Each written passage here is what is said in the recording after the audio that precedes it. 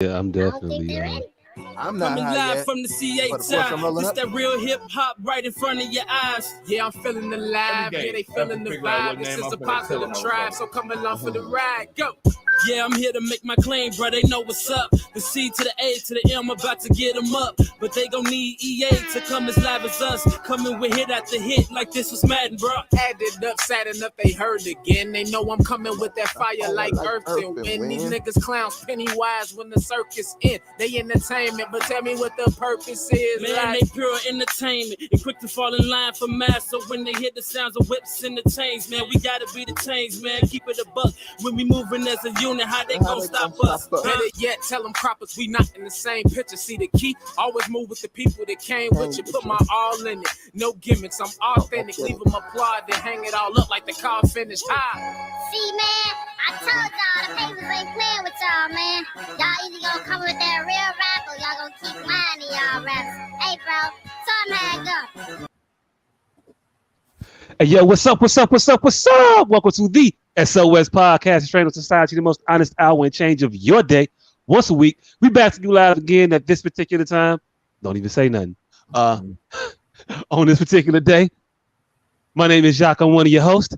This gentleman up to my top left, his name is double duty on that today.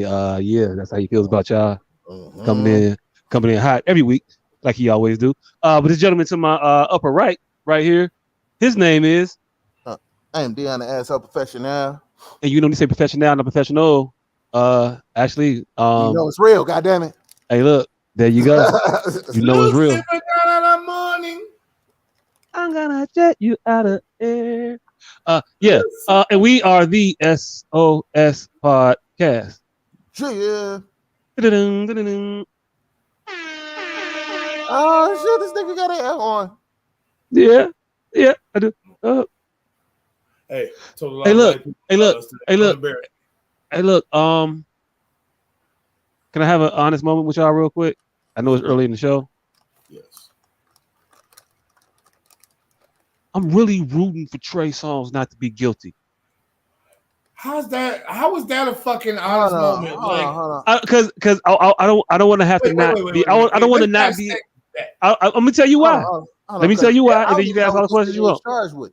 No. A whole lot of everything. Accused of, not charged with, but accused of. We need to dissect why. Okay. Why were you so reticent to tell the populace at large that you hope this nigga isn't the Mussolini of fucking R&B? Like, I don't understand why. Like, who the fuck have you been talking to that made that a sensitive topic to broach? Like, just saying, you didn't say the whole. Hold on, wait. You didn't say you hope he got off. You saying you hope the shit ain't true, meaning you hope he didn't do it. Like, that means there's a counterfactor that said they hope he does do it that got you fearful of admitting that you hope he doesn't. So explain that to me. Okay. Yeah, and explain what he's charged, what he's accused of, because I have no clue. Hey, look. Look at lascivious behavior. He isn't charged with anything At all. Not charged with nothing. This nigga is Par Kelly. Par Kelly? Yeah. He's shitting on bitches? No, he's just it's par for the course, nigga. He fucking up there. It's like he's like a 3-stroke hole. It's a 2-stroke eagle. Hey, eagling it out, is what they said. Okay, all right. So she just put it up there. He's accused of being a rapist. Mm-hmm. That's what he's been accused of. Damn, she blurred that shit. Yeah. No, but it that's what he's been accused of. I don't know. I wasn't even gonna bring that up. But I'm gonna tell you all why. It was supposed to be quick, but nothing's quick here. We're gonna be here for a while, guys. Let's go break it down to you. We're 4 minutes in. Yeah, it's gonna be a night. Yeah. So when he had said something and I said, yeah, I realized in that moment how important that particular sound effect is to me. I don't know why, but it is. I want to be able to continue to say that. And I feel if I were to find out that he were actually guilty of the things he's been accused of, then I wouldn't actually want to say that anymore, and I'd be sad. Hey, you have to cancel Trey Songz. You know who I feel like that about? I mean, yeah. I feel that exact same way about JayZ, because when I was an avid Twitter user, and I wanted to get this off, but nobody paid attention to my tweets. I swear, this was the cold-bloodedest shit ever that I was doing that should have got national recognition. I was going on major motherfuckers, right? Major people's pages.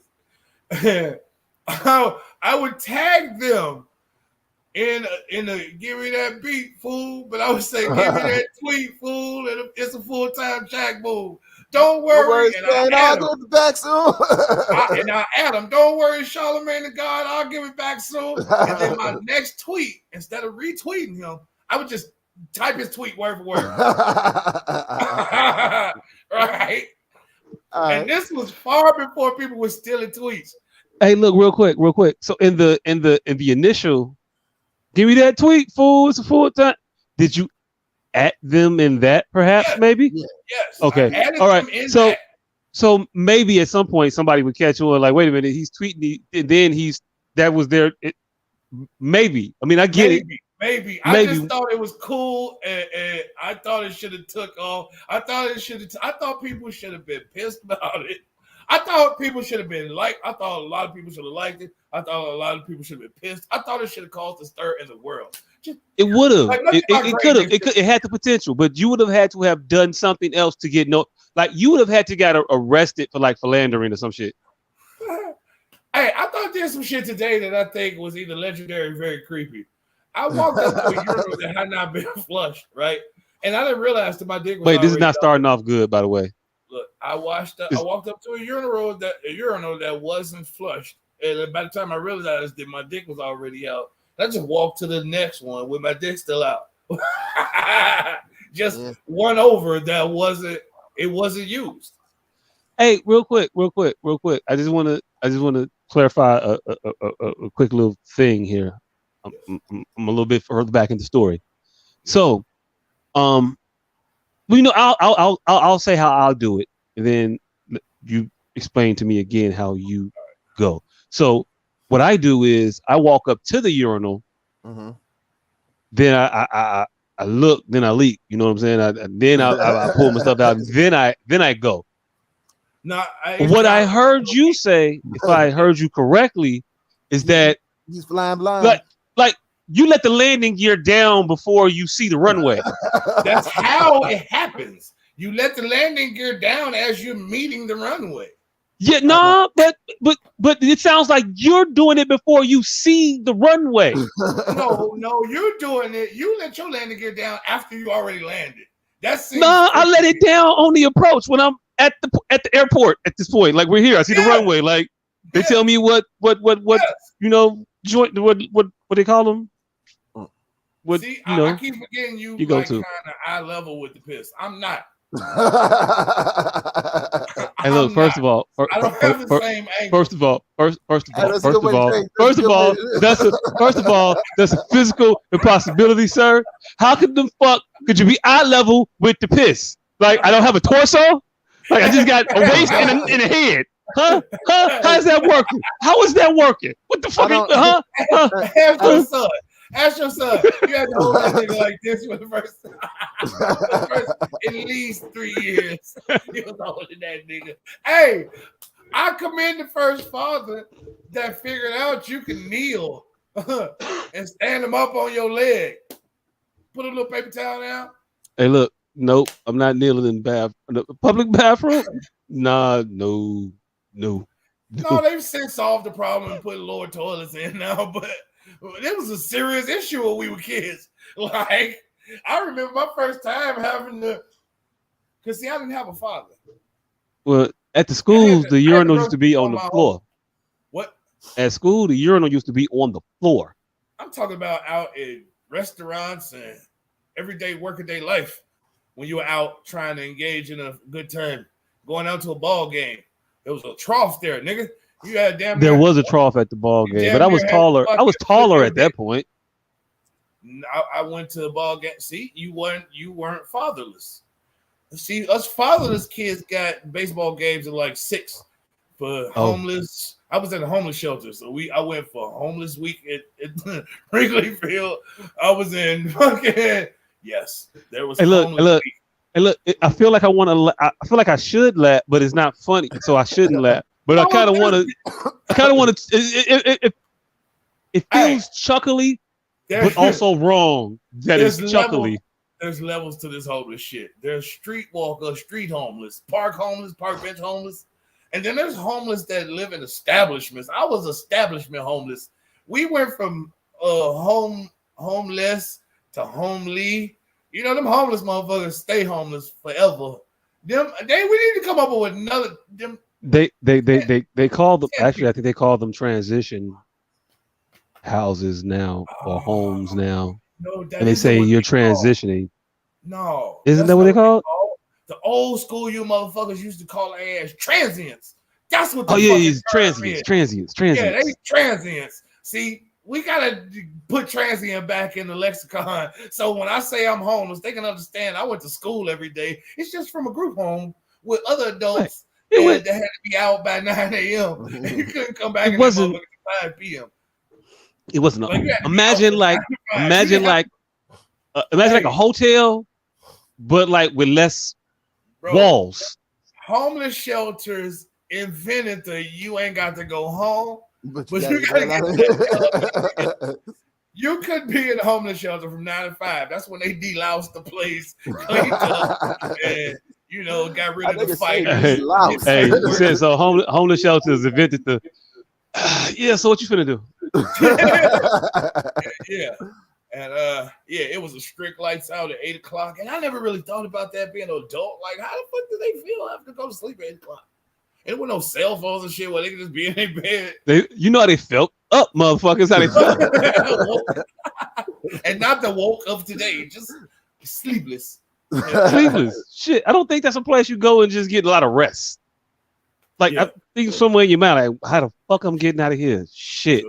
If I go to work all day tomorrow and the day after, shit, I got to do that a lot of days. Fuck yeah. Like, I would be thinking about that shit. They had them type of homeless days at Wrigley Field, Comiskey Park. Them type of homeless days. Notice I said Comiskey Park, motherfucker. Yeah. I'm aware you did not say U.S. Sailor. They had them. It ain't U.S. Sailor no more. Oh yeah, I don't know what the fuck it is at this point. Guaranteed right now, but it's always, Hey, look, always Comiskey, nigga. It's Whoop-de-Doo Stadium now. I'm never calling it guaranteed rate. What the fuck? Guaranteed rate. I don't even think the rate is guaranteed. I don't think the whole slogan is a lie. The company ain't guaranteed. Guaranteed rate mortgage to be out of here in 3 weeks. I thought I used to think so too until the motherfuckers bought the building that I worked in and we had to move. Yeah. Hey, look. We was on the 3rd floor of a building. We had an office on the 3rd floor. They had the entire 2nd floor. And then one day it was a sign. And they was like, all right, we move it at the end of the month. They're buying the whole building. Like, how the fuck y'all just go from the 2nd floor to the whole goddamn building? Hey, look. Fuck this. Hey, we act like Meech and them is the only motherfuckers that be flashing and doing shit that they ain't got no business doing when they should just be low key with their criminal activities. Man, we don't act Meech like and them was bringing lions and tigers and shit in fucking clubs. And these motherfuckers just so happen to, buy whole office buildings and baseballs. Like, it's levels to this shit of it's this criminal shit. The motherfuckers that was running Enron, they was out in public as individuals. Like, yeah, I'm out here. Look at me. Hey, they put their name on the goddamn baseball field too. Hey, look. And should they have done that? How the fuck does a Louis Vuitton from Dapper Dan get you a RICO charge for not shooting a Corvette at Mars? Like, I don't even There's got to be understand. something there. How the fuck? Something there. Like, He shot a Corvette at Mars. Look how much bread I got. Corvette for the joke, but I think it was a electric Tesla. Hey, look, yeah, but still. You know what's even most stunning about that? If it actually survived, it'll work. That's the most stunning part about that whole thing. Had he shot an actual gas powered car, much more could have went wrong. No combustion up there. Vehicle that was fully charged. You say his Camry wasn't gonna make it? Hey, look, what if they plugged it in on the ship? What? What if that motherfucker overshoots and goes directly into the sun and becomes some type of autonomous supercar, and that's how the fucking Transformers. If they make the Transformers, if this is how the Allspark was created, yeah. Nigga, what the fuck? Life imitates art. God damn it, man! Oh, I got his ass. This ain't goddamn Allspark. So this is the Transformer origin story. Nigga, Elon Musk. We didn't know we needed it. So we got it. The sun with a road Tesla. That's the fucking 2060 fucking headline. Elon Musk overshoots Mars and hits fucking Jupiter with a road Tesla. Hey, this is what's gonna start fucking Infinity War. The real life Infinity War. Hey, look, if he accidentally if he sideswipe a damn alien spacecraft with a Tesla, bro, and they come down here trying to get their insurance. Hey, first of all, I believe you own the red 4-door Tesla. Yeah, you hit my shit, fam. First of all, Jupiter is a fucking gas giant. What if he's flinging through Jupiter and that motherfucker just dissipate? like, how can that be a planet? Why is four of these motherfuckers have no terrain? How are they planets? Just because they round and in the sky and orbiting something else round. That's also my nuts on occasion. Are my nuts planets? I mean, how the fuck do you feel like they planets? I do. On occasion, I do feel a gravity of their own. I do. We didn't know we need them having a gravity of their own. Hey, look. Wait, hold on. Wait. I'm sorry. Because don't be sitting here admitting to having like crabs. How do you get crabs from heavy? I don't know. Little lice. I don't know. I was imagining people on the planets. Pause. It just felt like a pause to go there. No, that was a pause. Why you imagine people on my planet? That was very pause worthy. Yeah. But no, Globus and heavy. That's it. I wouldn't know. Shiny and smooth. I should have went with what the fuck they call relaxation balls. Doom, them mother. Doom. I actually know the name of them motherfuckers, but it slips me right now. They call like Diphtheria style ball. No, they call like Hammurabi balls or some shit. It's a name. Oh yeah, it's actual. But yeah, the joints for the boys in the hood. Yeah. Hey, man, Benoit balls. Now you think about Benoit balls. That sounds about right. That Furious Styles was sitting there playing with his balls, waiting for his son to come home. God, hey, look. that Styles mad disturbing. That's hey, look. Sometimes you just gotta know what a motherfucker talking about. Sometimes you just gotta know what a motherfucker talking about, cause, that can come off different. So that's what that nigga what the nigga Kenny Rogers was talking about when he said you gotta know when to hold him, know when to hold him, know when to walk away, and you know when to run. Nobody ever talks about that part. Like everybody too gangster to talk about that run part of the song, but I think that run part of the song, even though it was the end, was like 90% of the song. Like Busta Rhymes, you put the most poignant part, you put the best part of the message. You got your catcher at the front. You got to know when to hold them. But that climax, nigga. Hey, look. It's a lot of giving up. You got to know when to hold them, know when to fold them, know when to walk away, and know when to run. There's only one scenario you win in that, right? Right. You never count your money sitting at the table. Well, wait a minute. Hold on now. Nah, you should though. You really should. Because if you get up and then say it was short, I'm gonna be like, wait a minute. It wasn't short when you got up. All right. Do we need to go into what this song was actually about? It's a fucking card cheat. Yeah. Yeah. You talk about cheating motherfuckers in poker. And just because you hold them don't mean you won, goddammit. All that shit was about getting the fuck up out of here when the time is right. Because there are time enough for counting when the dealing is done. And he's not talking about the dealing of the cards. He's talking about. So he said, "It don't. I didn't stole all this shit anyway, so it don't. I ain't gotta count it. It's all profit." You back at the trap, right? Yeah. I count it when I'm clear. What the fuck did Red Fox say? And nigga say, "Oh, so we gonna put our money with all the money. With their money. We don't care no way because we taking all the money." The money. Sugar, you one sweet, slick motherfucker. You one sweet, smart mother. So we gonna put our money with their money, and we don't care. We gonna take all the money. Right. You one sweet, smart motherfucker. They gonna think we can put the fix in and double their money down. They gonna think we put the fix in so we can have us a little money, you know, for when we relocate. For when we relocate, and so they gonna put we gonna put our money with their money. We don't care. We gonna get away with all the money. hey, what old boy say? Ain't that chimp a wonderful fucking human being? Come on, baby. Come on, baby. You see, that was the only thing that nigga can say, right? Right.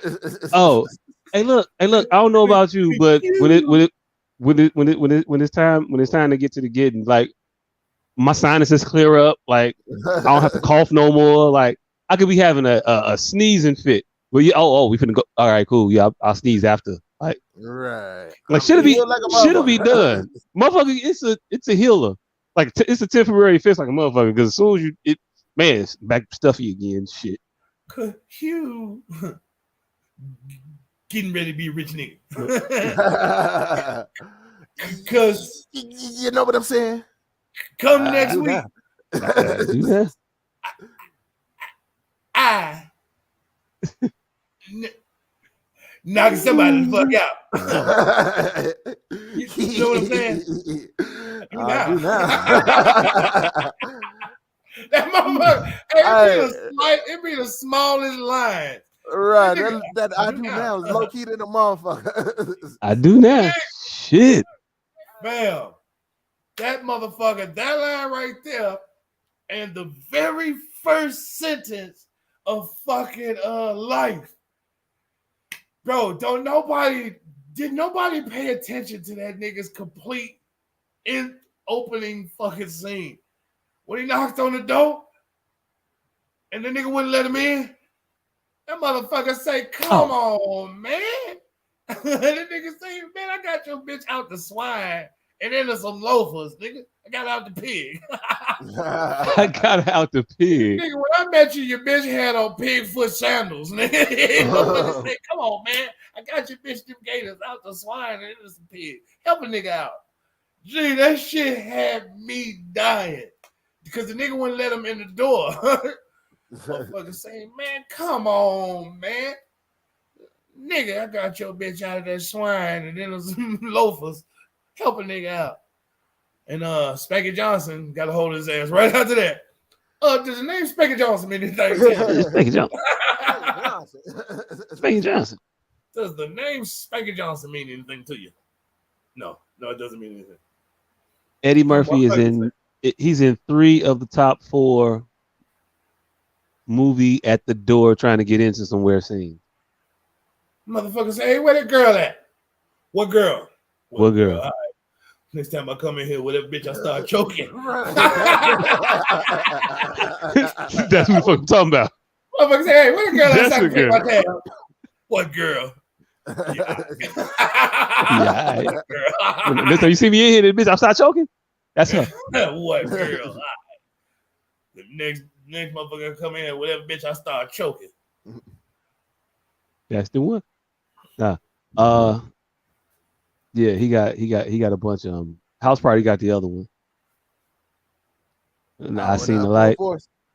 Nah, not with Full Force. That I seen the light one when we was coming home. House Party got two. I seen the light when they put that motherfucker at his house, at his parents' crib. Baby, you back already? Oh no! They linked the drunk motherfucker up on the pool. Oh nigga, you watch House Party way too long. Hey, look, in some parts I remember. I don't remember that motherfucker. I still don't remember that shooting scene. How you not remember that, but you remember whatever the hell you talking about right now? I don't know. You remember the alcoholic motherfucker that was dancing and fell out and they drug his ass home? Yeah. No, I don't remember that. I don't remember him coming in that movie ever again after he spent and fell in the chair. They drug him home. They drug him home, leaned against the door, knocked on the door, and ran. And then when motherfucker opened the door, it definitely had to be a deleted scene. It wasn't though. Right in the movie. What happened after that? Oh, the toilet broke. Nah. What? Well, it was. Yeah, the toilet was broke. It was a while after that. I think it was a while after that. I don't remember where exactly in the movie what scene is directly after that, but I do remember the scene.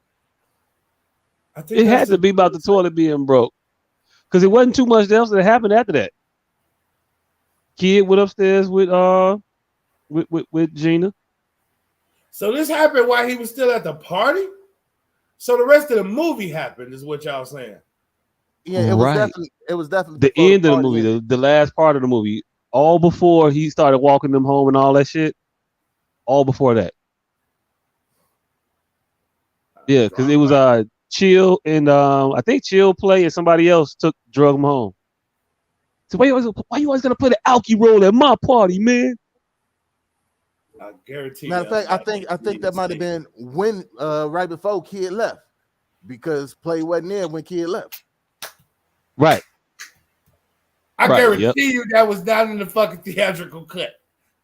I ain't see House Party at the movies. I don't think. Oh, I definitely didn't see it at the show. Yeah, I don't know who's gonna take me to go see that shit at the show. Like, they ain't going to watch that. Y'all talking about, and it took me 100 years to see Ezel with them boxes and that second shit scene that popped. Those were both deleted scenes. In the very beginning of the movie, Ezel is running up the block with them goddamn boxes Craig got fired for. Yeah, the beginning of the movie got some other shit. It's like different versions for different channels. Like I swear, USA had the Jehovah's Witness. But fuck you too, you half-dead motherfucker. Yeah, I remember that.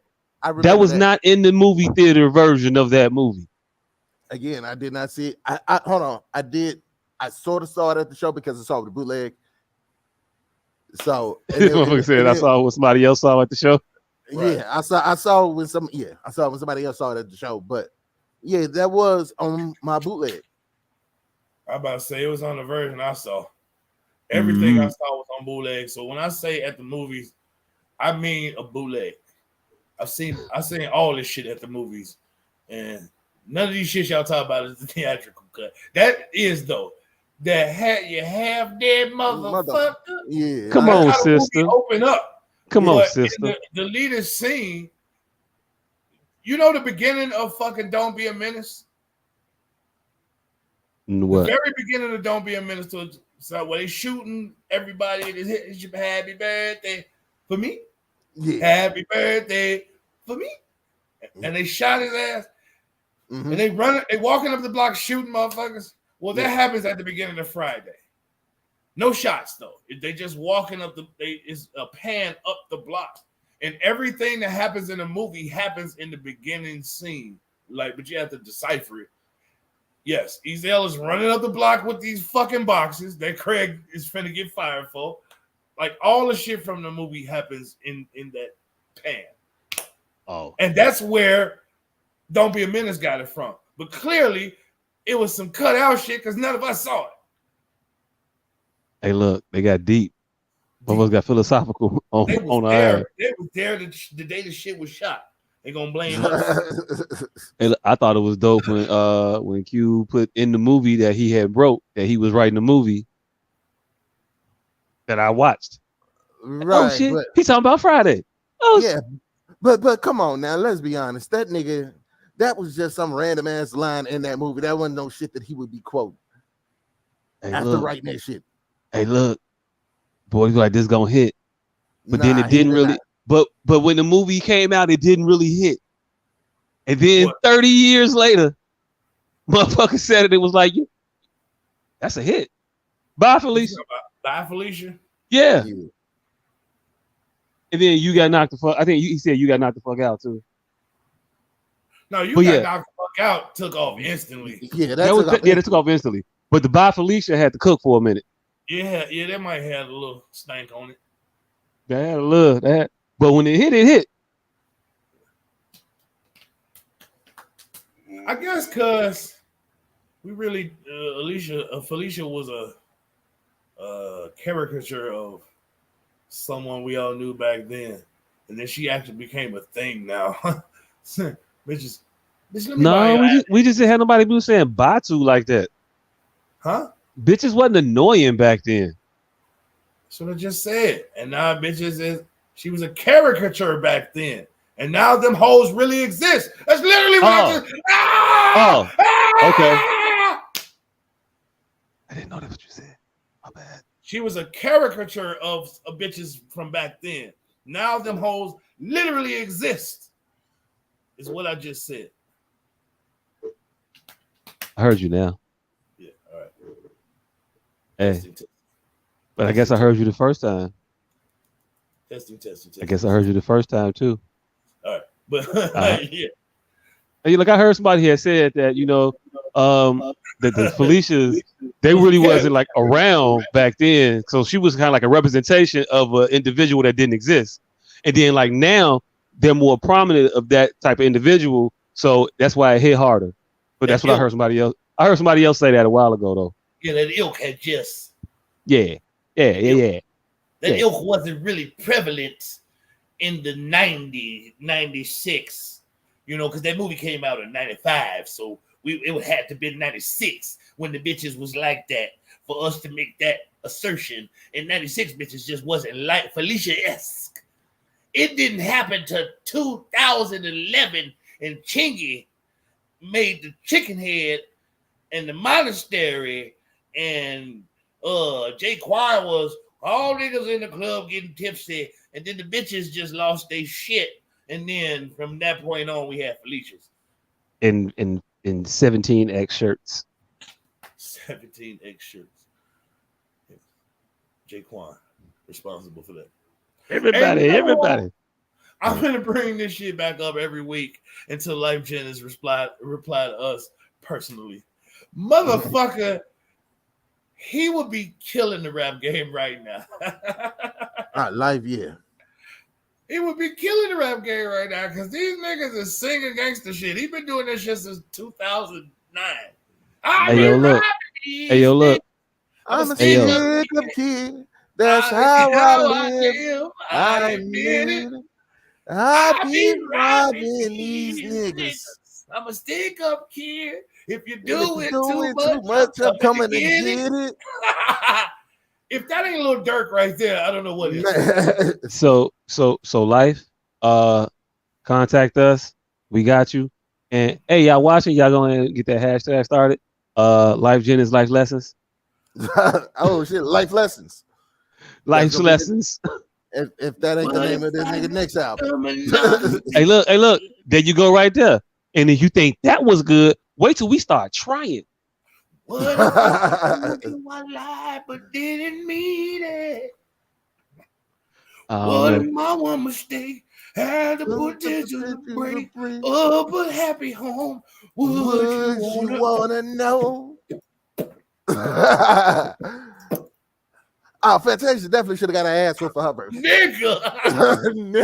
Because technically you the baby's daddy, ain't it?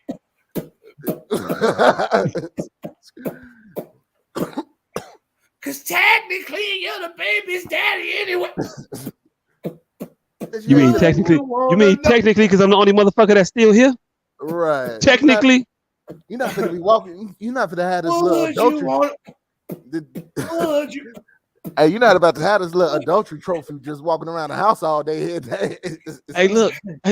I swear to you, I am not bullshitting you. I think half of the cases in paternity court started because a motherfucker wanted access to a place to stay and the link card. Technically, you're the baby's daddy anyway. And so he was like, "Yeah, I stepped up." So I stepped up, and I was there, even though I knew she, was like it was with between me and like 3 other guys. Man, but I was there. But I don't think this is my baby right now because I got my job now and I'm back on my feet. So yeah, I'm moving out. So that ain't my baby. Like I feel that's what it is. Want me to be a stepdaddy? A lot of the time. You got 6 kids. That's a whole porch. Talking about stepdaddy. That's a whole porch, bitch. Right. Whole porch. Step. Impossible, bitch. You might be pregnant right now. That ain't no step. That's a staircase, bitch. Staircase. Going to where? The room. A lot of steps, bitch. You talking about stepdaddy? That's a whole flight. Alcoholics don't take this many damn steps. What the fuck? Bitch, that ain't no stepdaddy. That's the cardio. That's the workout. That's if I put on a rucksack, bitch, I can qualify for some shit. What the fuck you mean? Oh shit, that ain't no stepdaddy. That's a workout. Y'all ain't shit. Y'all ain't shit. Bitch, I put on. That is high intensity interval training if I ever seen it. Hell no. Bitch, I put on 90 pounds of LBE. I can qualify for the Navy, ho. Shit. Talk about stepdaddy, bitch. That's a porch daddy. Right. That's an elliptical daddy, bitch. That's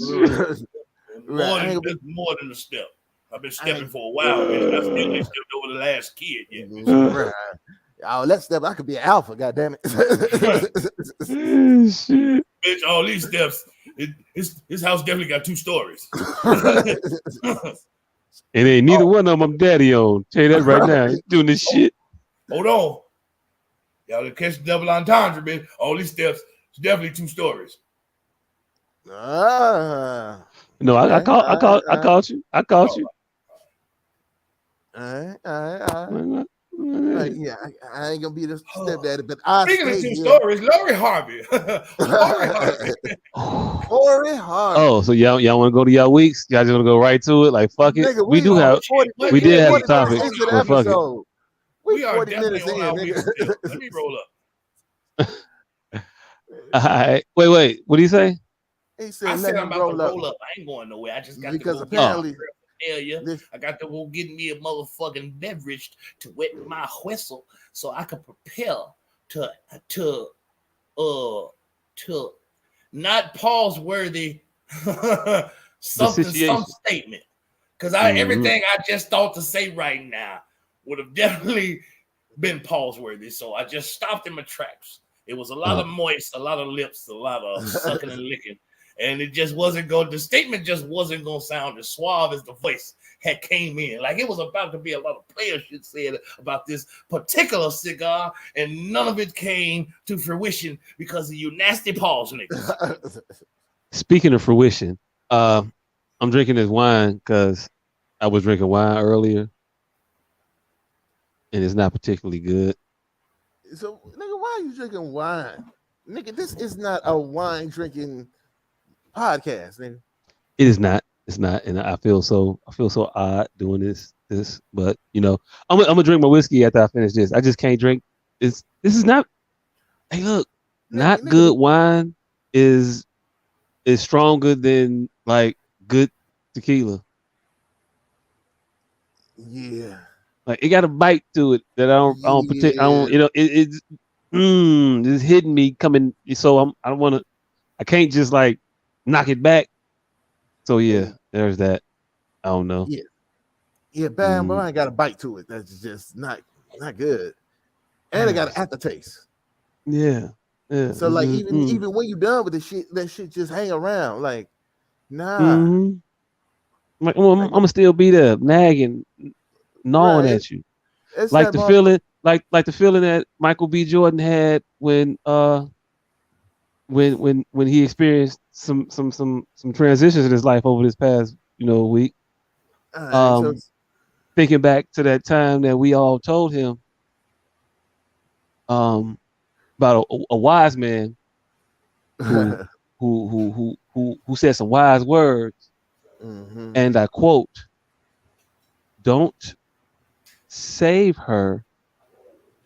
She don't want to be saved." And wanted to be saved, she did not. And yeah, like, hey, look, dummy. We told your ass long time ago. We were just in there waiting.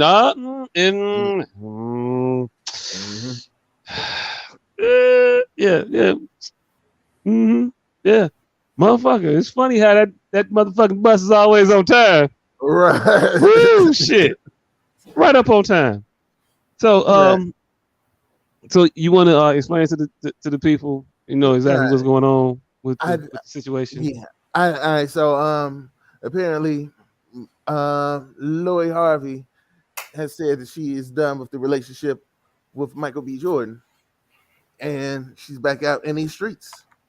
Oh no, hell no. We didn't get to my week. I'm sorry. I apologize. I left. I thought y'all weeks was going to be longer than that. Pause. Yeah, that's definitely ain't much happened to me other than I commented on this one bitch picture, and this other bitch jumped on my shit and told me I was trying to eat her butt. And then when the fact I said, bitch, but what about when I was trying to eat your butt? And then the bitch gonna say, this is neither the time nor the place. I'm like, bitch, well, you just put me out there. Right. We all dangling together, bitch. Now all of a sudden, these hoes are wild, bro. And she was serious. Like, these hoes are fucking wild. She poured it. This all ain't I about did me. Was compliment the young lady who was rather attractive, and nobody was like, it was one of them games where you post your face and then everybody likes and shit. Mm-hmm. And it was in a group, one of my friends' groups. And yeah, I'm like, I came over here to post my picture, but because everybody got 30 likes and this bitch only got 4, I'm gonna post her again. Because clearly y'all didn't see this bitch. Right? And so the bitch hopped underneath my repost of the bitch, say, all right, settle down. We know my friend fine. We know you trying to blow in her ass. Right? That's what she said. That's what she, okay. Like, bitch, what about when I was trying to blow in your ass, bitch? That's neither the time. This is neither the time nor the place. I'm like, these hoes are fucking retarded. So you put my business out there. Hey, I think she was flirting with you, fam. Who? The bitch that I already blew in a booty hole? No, she wasn't flirting. She was hating, nigga. Well, yeah, she was hating. Hating, also flirting. Like, yeah, she's not pleased that you may be going to blow into someone else's. I'm done blowing in asses. This was a previous ass blowing excursion. I'm done blowing in asses. But when you talking about, but when you posting thirsty pictures, she's gonna bring up the asshole excursions in hopes to possibly. No. Not it was. It was. Hey, look, not that it was a thirsty one, but you were showing it. You were showing, man, Joe. I'm trying to talk about your topic. She was showing you. You were showing attention to someone that she wanted. And she wanted that attention back on her. Yeah. Hey, look, I feel like I'm an expert in this shit because I monitor hormonal animals all day from the ages of like 15 to like 18, 14 to 18. How the fuck old you in high school? Yeah. I'm gonna need you to clarify that statement because somebody just tuning in at the wrong time can get the wrong idea. Hey, look, that is my job to make sure that these motherfuckers that we have in captivity for these 8 hours don't hump or harm one another. But other than that, yeah, it's all free reign. But that's what they do. They touch on one another. If this boy go over there, now he want to get her attention, or she want to get his attention, or if she's not giving him the attention that he wants, he'll throw some paper at her. She threw a paper ball at you, Sam. Yeah, that's what she did. She balled a paper ball just right at your fucking head. Here's the thing with me. I had to be severely stunted in high school or some shit, but I didn't think about that about every girl I was attracted to in high school. Like, I thought about what I thought about, and then I knew exactly who I was gonna fuck when I left there.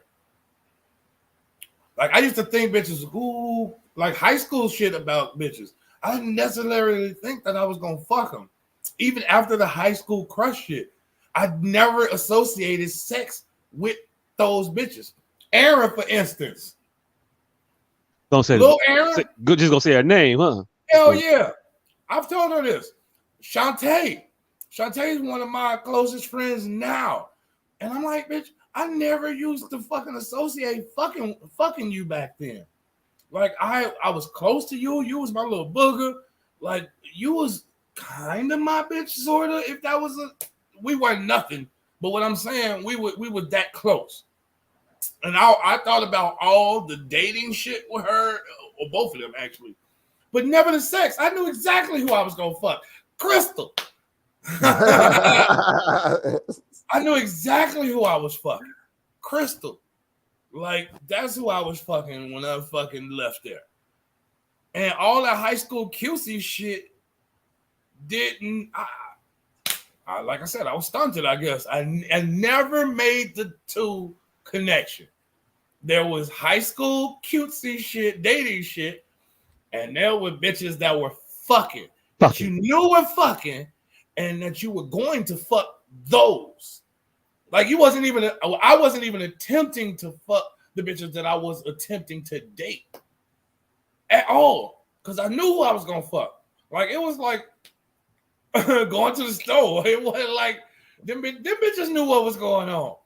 Toya, Keisha, Derbo, Crystal. Like, we had a line of bitches. Hey, look. And then you go just name. Hey, look. The motherfuckers just gonna name a whole group of them up. Hey, look. Rock out. I mean, I know it's the most honest hour, but hey, look, sometimes shit just ain't nobody else's business. Man, China. I'm gonna keep naming Tanya, China. Gonna keep. Yes. Hey, look, I ain't stopping you. I'm not saying nothing. Who else? About none of these individuals. Hold on. To even further that, when we used to go on the prowl, nigga, when we was shorties and we would get up and go to downtown, we was trying to fuck them bitches too, but it never occurred to fuck the bitches I was actually attracted to. And that's probably why I got some weird ass sexual shit now, that when I be fucking, I be thinking about a whole different time of fucking. Like, I'll never think about the sex I'm having. I be thinking about the whole different bitch, everything. Like, I have to envision the last or one of the other times I fuck. And what make me sick is that it ain't even bad sex that's going on. This time is going to make it into some rotation too. That's what makes me sick in the head. Like, I'm thoroughly enjoying myself. So a song is playing, and as the song is playing, you're reminiscing about an entirely different song. I am dancing to a whole different song in your head, but in your head, but your physicality is bobbing to the beat going on in the real world. Yeah. But your head is doing the merengue, but the beat is doing the two-step. All right. Well, hey, look. Yeah, they get mixed in there. Hey, look. You have the weirdest out-of-body experience. How the hell you have an out-of-body experience and then go back to your own body before.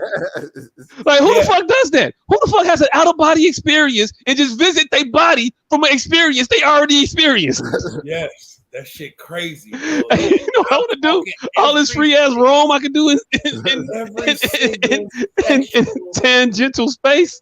You know what I'm gonna do? I'm gonna go do shit I did already. Hold on. Let me go back to that shit. This motherfucker want to have leftover experiences. I don't know what the fuck it is, man. I just literally don't know what the fuck it is. To the point You're the only motherfucker that watch reruns in Nirvana. I'm the only nigga watching his own porn reruns in his head to get motivated for current porn for future. Right. And this nigga basically cooks and then I be Inception fucking. And he cooks and puts the food in the refrigerator and then eats the shit that he cooked yesterday. He Man, Joe. for the day before. Cooking for the Look, are y'all seeing this? I'm not playing. Hey, look. I overheated the burger. Hey, look. I think, was that snatch necessary? Yeah.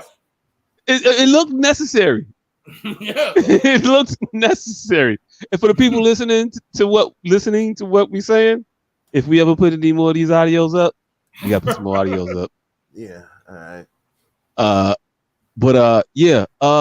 There was effort that he put into the bite of the McChicken. No, you got a McChicken or you got a McDouble? Bacon cheeseburger. Oh, bacon cheeseburger now. One single burger with 3 slices of bacon. So you got to pick a poison. Do you want 2 burgers and no bacon, or do you want 1 burger and bacon? And basically a bacon patty. Hey, you want to hear a secret? I got a secret. Huh? I got a secret. You want to hear a secret? What's your secret? What if I were to tell you that all the meats on that sandwich From the came from the same animal?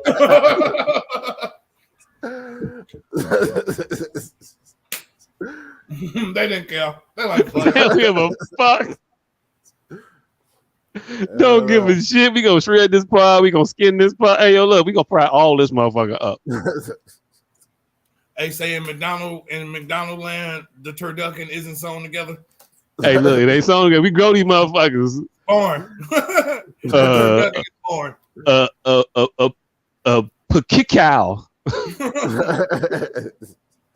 Motherfucker, oink, moo, and cluck. Mm-hmm. Oh shit. Oh man. Okay, all right. Anything else? So we go back to yeah, that was it. Okay, all right. You gotta reintroduce us and debut your new moniker for the individual you're gonna bring us back to. Oh, Corey Harvey. There we go. For the people that weren't listening. Harvey. Yeah. That's the new name. Yeah. So So do we feel any sadness for Michael B. Jordan? Absolutely not. Absolutely not.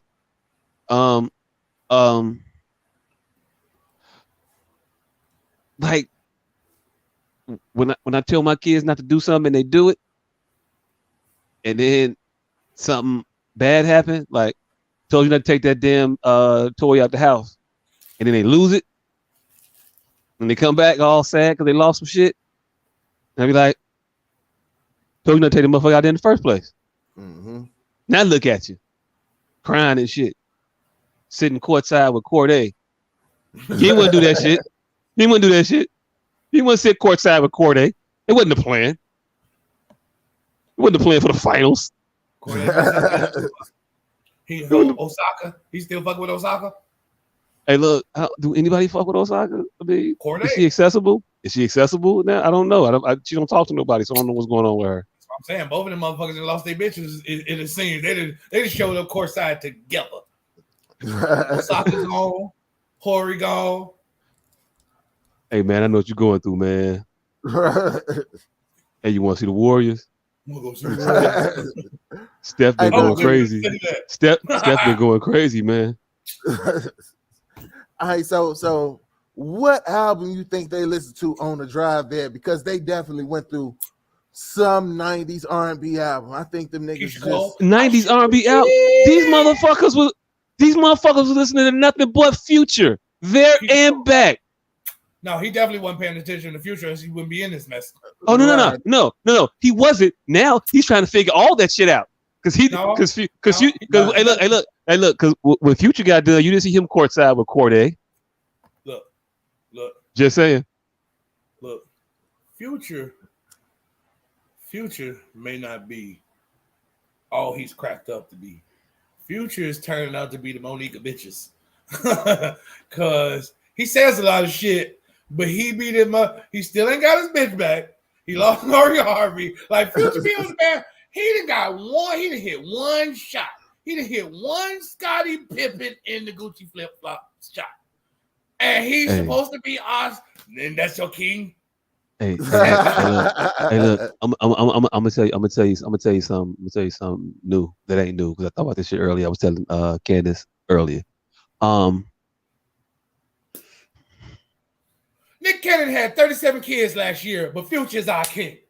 Future is the man that these women need.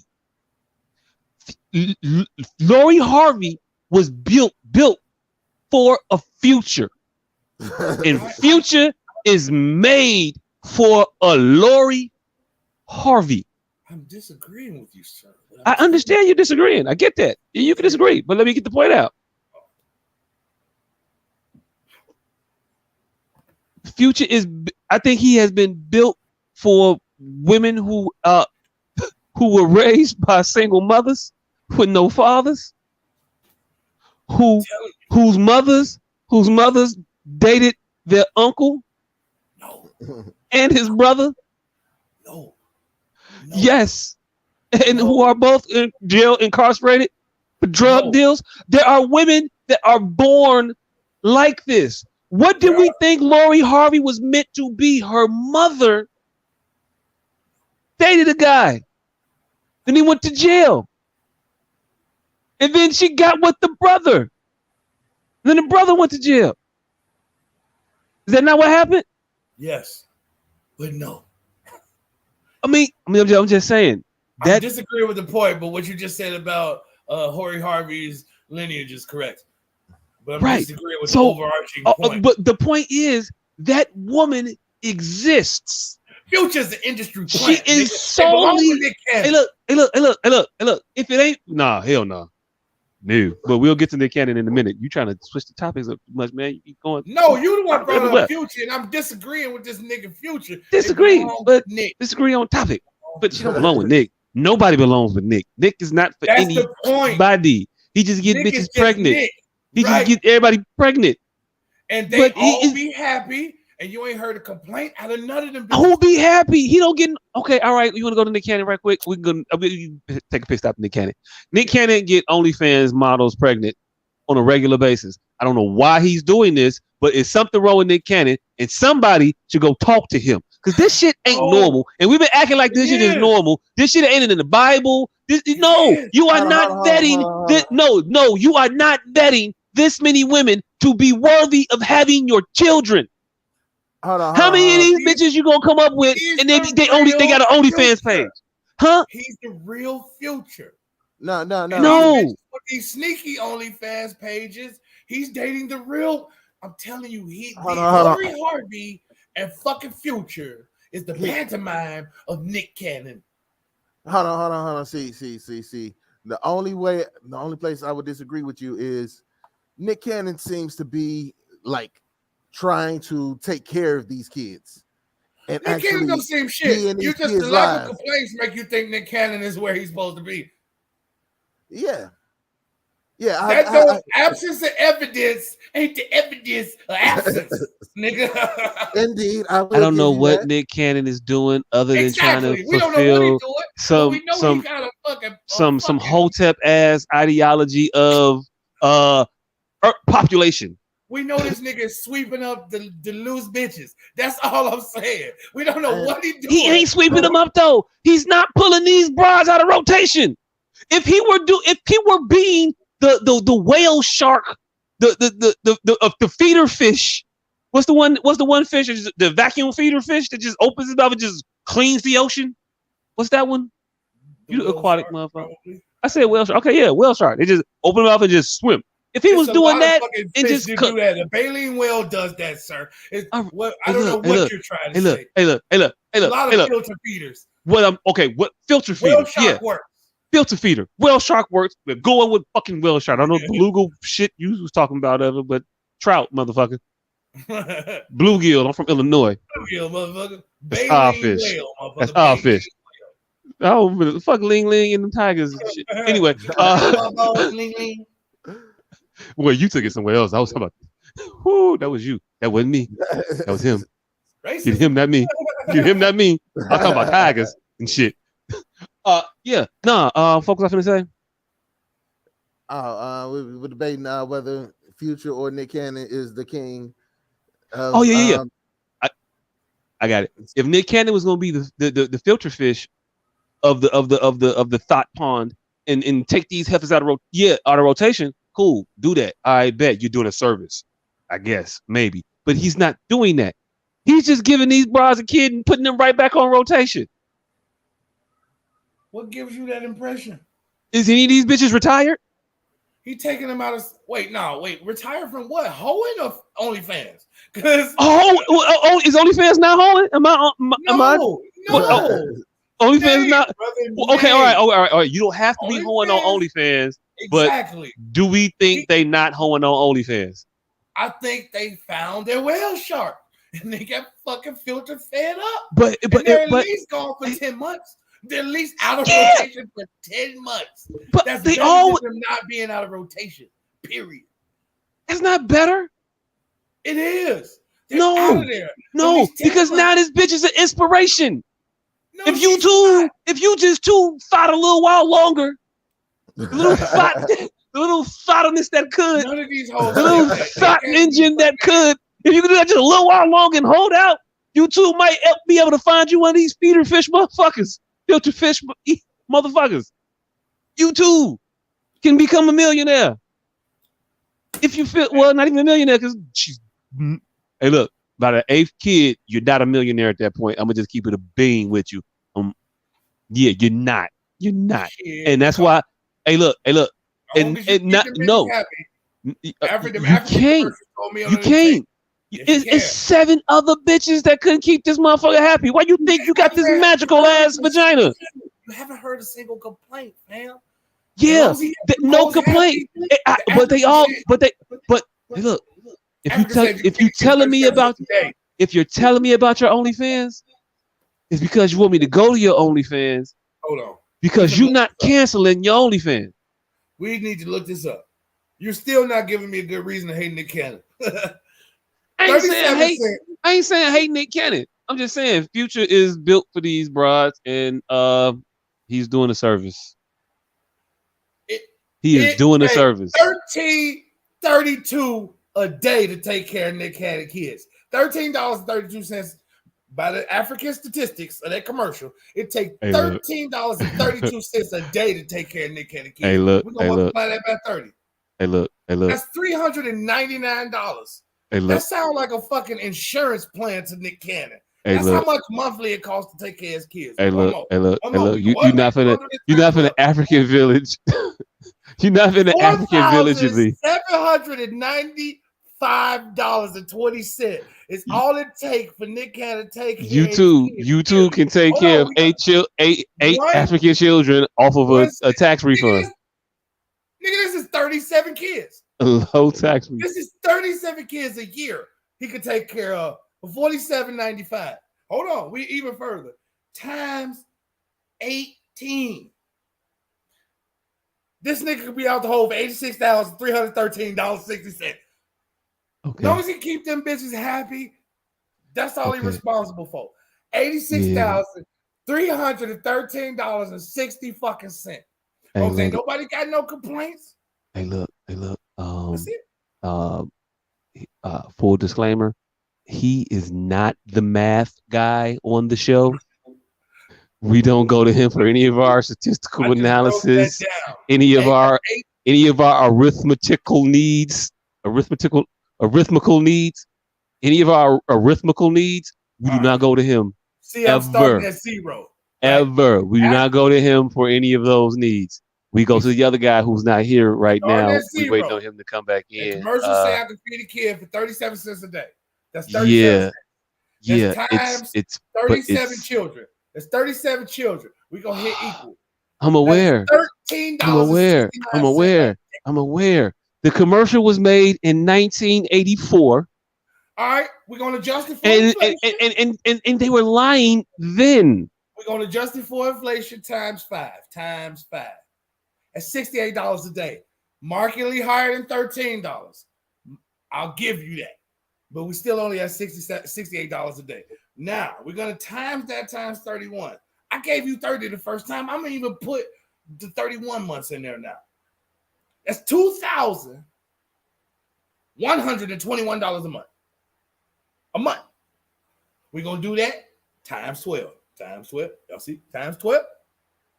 Nick Cannon can feed his kids for $25,463.40. That is 37 children. And look, if you could adjust that over 18 years and adjust for modest 4.5-5% of inflation over the course of those 18 years, year over year, that'd be nice.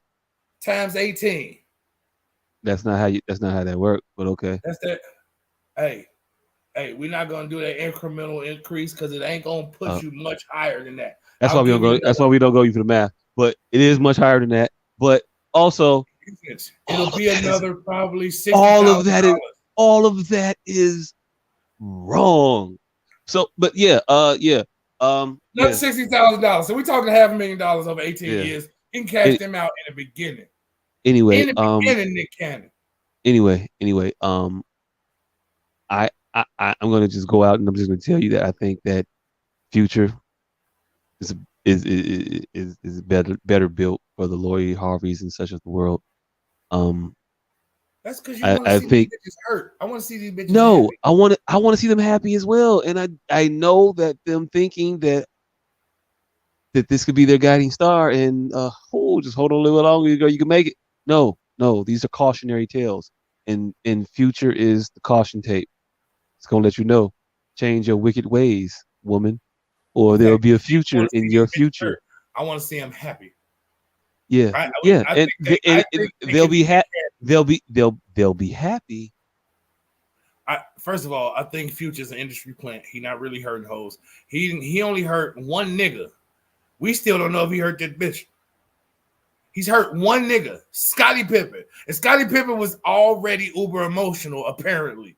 So Future is not the guy that he's been made out to be. He's lost all of his bitches.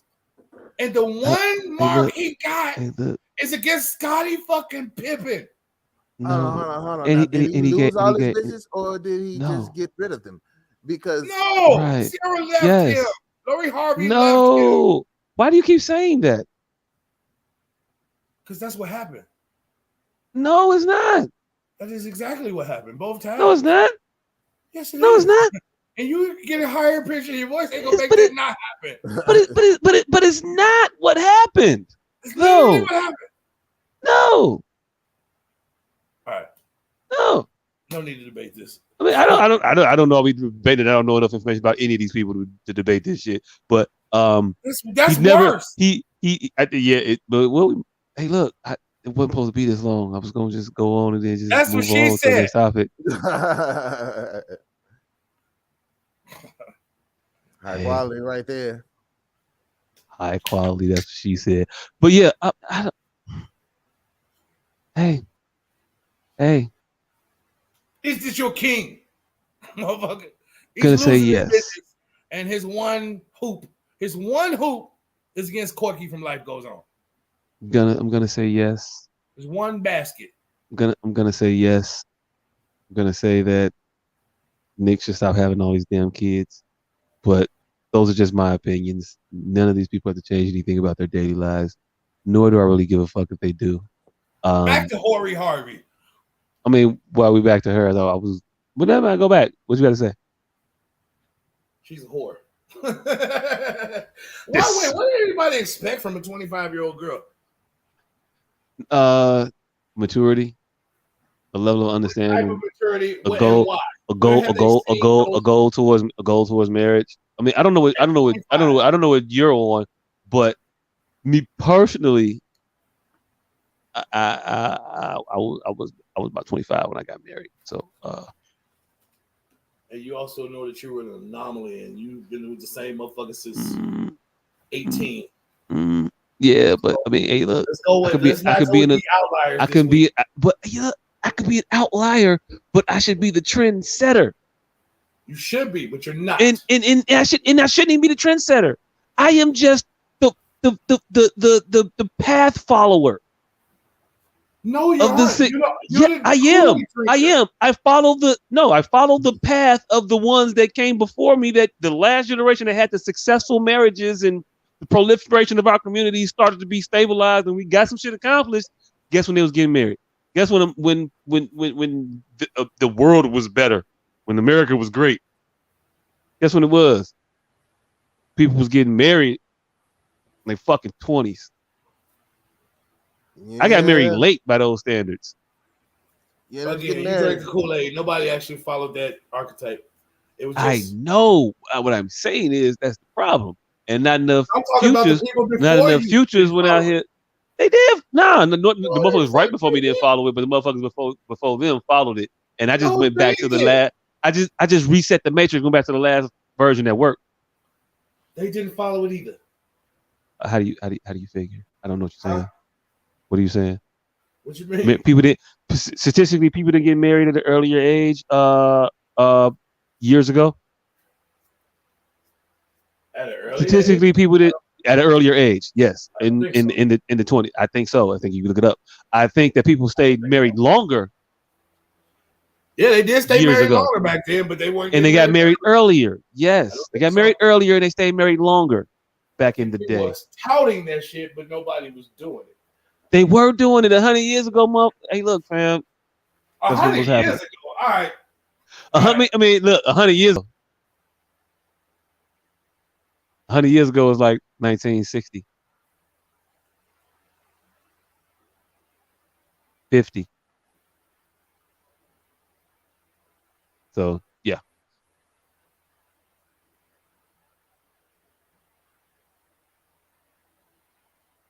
Y'all all gonna leave? It's just me? Or did I freeze out? Yo. Okay. And I'm back. Yeah. So my computer just randomly restarted. And now I have to restart. So until it comes back on, God damn it. I am butt ass naked now. So I'm not turning my camera in. Wow. I just want to show you these statistics. I'll just read them to you. The average. I don't want you doing shit. I don't want you doing nothing of this while you're butt ass naked. No. First of all, the following table shows the age of men and women when they first married in the United States from 1890 to 2010. Okay. The median age for a man's first marriage was 28. Right? So here go to by year. 1890, males 26, females 22. It's already starting off bad for what the fuck he was talking about. Keep going. 1900, 25, 21. 1910, 25, 21. 1920, 24, 21. 1930, 24, 21. 1950, 22, 20. 1960, 22, 20. 1970, 23, 20. 1980, 24, 22. 1990, 26, 23. And it just goes back to the trend to 26, yada, yada, yada. I'm not going to read all the rest of these. All right, I will read this. 2009, 28, and 25. You got that 1 year, but it's been pretty consistent since 1890. Okay. All right. So people getting married at the same time, at the same age. Yes. All right. Don't drink the Kool-Aid. This world don't work like you think it do. And that's why the fuck that hashtag exists. That's why I created it. It exists because you created it. Yes. In existence, you created it. I don't have the energy to Google any statistics. I was going to, but I don't feel like it. But okay. Okay. Yeah, I don't know. I don't tell you. But yeah, okay. So the average age of marriage at this point, because I'm not finna go back and forth, hasn't changed at all over the years, but something has. I don't know. Average length of marriages is the same also. No, So that definitely has changed. okay, so all right, I don't know. Okay, it ain't got nothing to do with Lori Harvey's age. That's retired. Tie it back to what we talking about. We talking about Lori Harvey's age. It ain't got shit to do with that. Yeah, I said I got married at 25, and I said people got married earlier, or years ago. People got married earlier. So I was saying that it's nothing about her age that precludes her from the idea of marriage. But you went on and proved some point that somehow destroyed my argument that her being 25 ain't got shit to do about her not being ready to be married in the average 25 That's age. not what I went to prove. I don't. But no, what were you trying to prove about what shit that we were talking about? The shit I feel you. Ain't got nothing to do with Lori I Harvey. know, because you want to talk. You want to just pick at a fucking conversation until you can find something that somebody says that may not be exactly 100% correct. No. And so you go there, but you go there and then you only zero in on some shit and just ignore the actual argument that a person is making, and ignore the argument that you were making or trying to make, that 25. What 25-year-old is going to be getting? Ain't that what you said? What was your stance? I don't understand it. My line to you every week on me. What? What you just said is what I say to you every single week. You can't now. And for the last 2 weeks, you've been trying to say it to me. You know where you got it from? Me saying it to you for the last 3 years. Man, Joe. So no, that's not what's happening. I was just getting that conflated ass argument about marriage and her age out of there. That's it. And we can stick back to the topic. Her marriage ain't got shit to do with her maturity level. That's all we getting out of there. That. Okay. I brought up her age. I brought up her age. What do you expect from a 25-year-old girl? You in marriage. Yeah. And by the average age of people getting married, shit, you should expect it, right?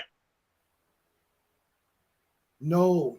Hey, look, hey, Count of Monte Cristo. Do you hear what I'm saying, man? Do you understand where I am coming from, my friend? That about 25. The 3 marriage-minded people get married at 6. And not the fact that there's 20 billion people on earth and nobody's marriage-minded anymore.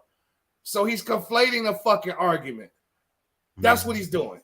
He's talking about the 4 people in this day and age that's marriage-minded, all doing it at Lori Harvey's age. Not the fact that 90% of the world isn't marriage-minded anymore.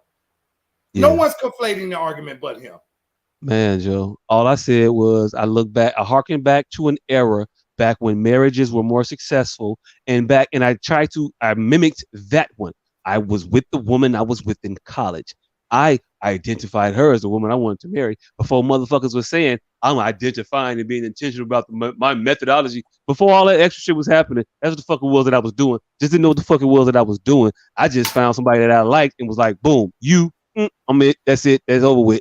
Figured out this is how the fucking shit worked, because my father married my mama and he wasn't that fucking old, and my grandfather married my grandmama and he wasn't that fucking old, and I got uncles that been married to their motherfucking wives and they ain't that fucking old. So you know what?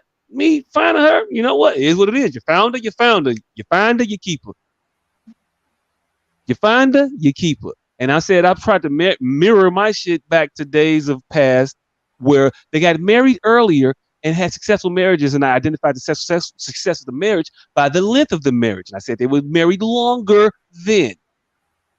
And then you went on to tell I answered that. That was my answer to you insinuating, what am I expecting from a 25-year-old? I got married at 25. Damn. So that's what I'm expecting. That should be the expectation. Just because that's not what's happening right now, because of the current climate of the culture and motherfuckers not wanting to do things that they should be doing, that's That's aside from the point that I am making. I am not saying that what I am saying is popular. I am saying that it's the most pertinent thing we can do for the proliferation of our people. I ain't saying it's the most popular thing and what everybody trying to do out here and this was popping, it was easy. Nah, it ain't. But it's what should be done. That's my point. Well, that point, Mr. Mark. What do people think these 25-year-olds are thinking today? Because they're not thinking that. And I'm saying I think he's wrong, fam. But cool. Was to the base of the surprise of everybody. What do they think a 25-year-old today was thinking? So all that marriage shit you talking about and 25-year-olds 50 years ago, that is nil to what was stated. Okay. We're talking about Lori Harvey and a 25-year-old today. What the fuck did they think she was thinking? What do they expect her to be thinking? This is a 25-year-old today. I expect you to think better. I expect you to be better. That is my expectation. What makes that better? She's a well-off woman, sir. What makes that better? Cool. Hey, look, cool. It's not better. I expect 25-year-olds to be out here, if they out here fucking around, to be fucking around in a marriage. But not Michael B. Jordan. I expect Michael B. Jordan to be doing the same thing. Yeah. She just don't want that one nigga. That's it. She ain't gotta want him. She ain't gotta want him. It ain't about him. I don't give a fuck about her. And I'm not even really speaking to Lori Harvey as an individual. Lori Harvey is a motherfucking mirror up to a lot of women who have that same Lori Harvey mentality. The ones who act just like a Lori Harvey. These same little goofy ass fucking high school girls I see every fucking day talk about how many boyfriends they got, or they go from this boyfriend to that boyfriend to that boyfriend and think that that shit is cool based off of what they see. That's what I'm addressing. If you can't understand that, I don't know what to tell you, but that's what I'm doing. That's what I'm addressing. That's what I'm thinking about. That's my thought process. So I'll use Lori Harvey as an example, and she's the sounding board because she's she's a famous public figure that I can point to, and I can use her as an example and as a talking point because motherfuckers get it. Motherfuckers understand her situation because they see her. She's famous. It's harder for me to talk to you about a motherfucker you ain't never heard of, about a situation that you don't know nothing about. But if I can give you one that's familiar to try to get over a point that I think that should be driven home, that's what I'll use it for. Well, nothing other than that. Points. But all right. Hey, look, it's my point. If you get it, you get it. You don't, you don't. I'm not responsible for you getting it. I'm just throwing it. You make those points. You have made none of those points. Well, hey, look. Now you got them on the board. Elaborate. I thought I made them already. No, marriages were more successful by the criteria I'm judging them by: the length of marriage, the strength of people, the mobility of our people. I think we were better off then than we are now. And I'm trying to point to things that I think would get us back on the track of being mobile, upperly mobile, developing communities. We're not that anymore. We're not doing that, I think. All right, well, in large part anymore.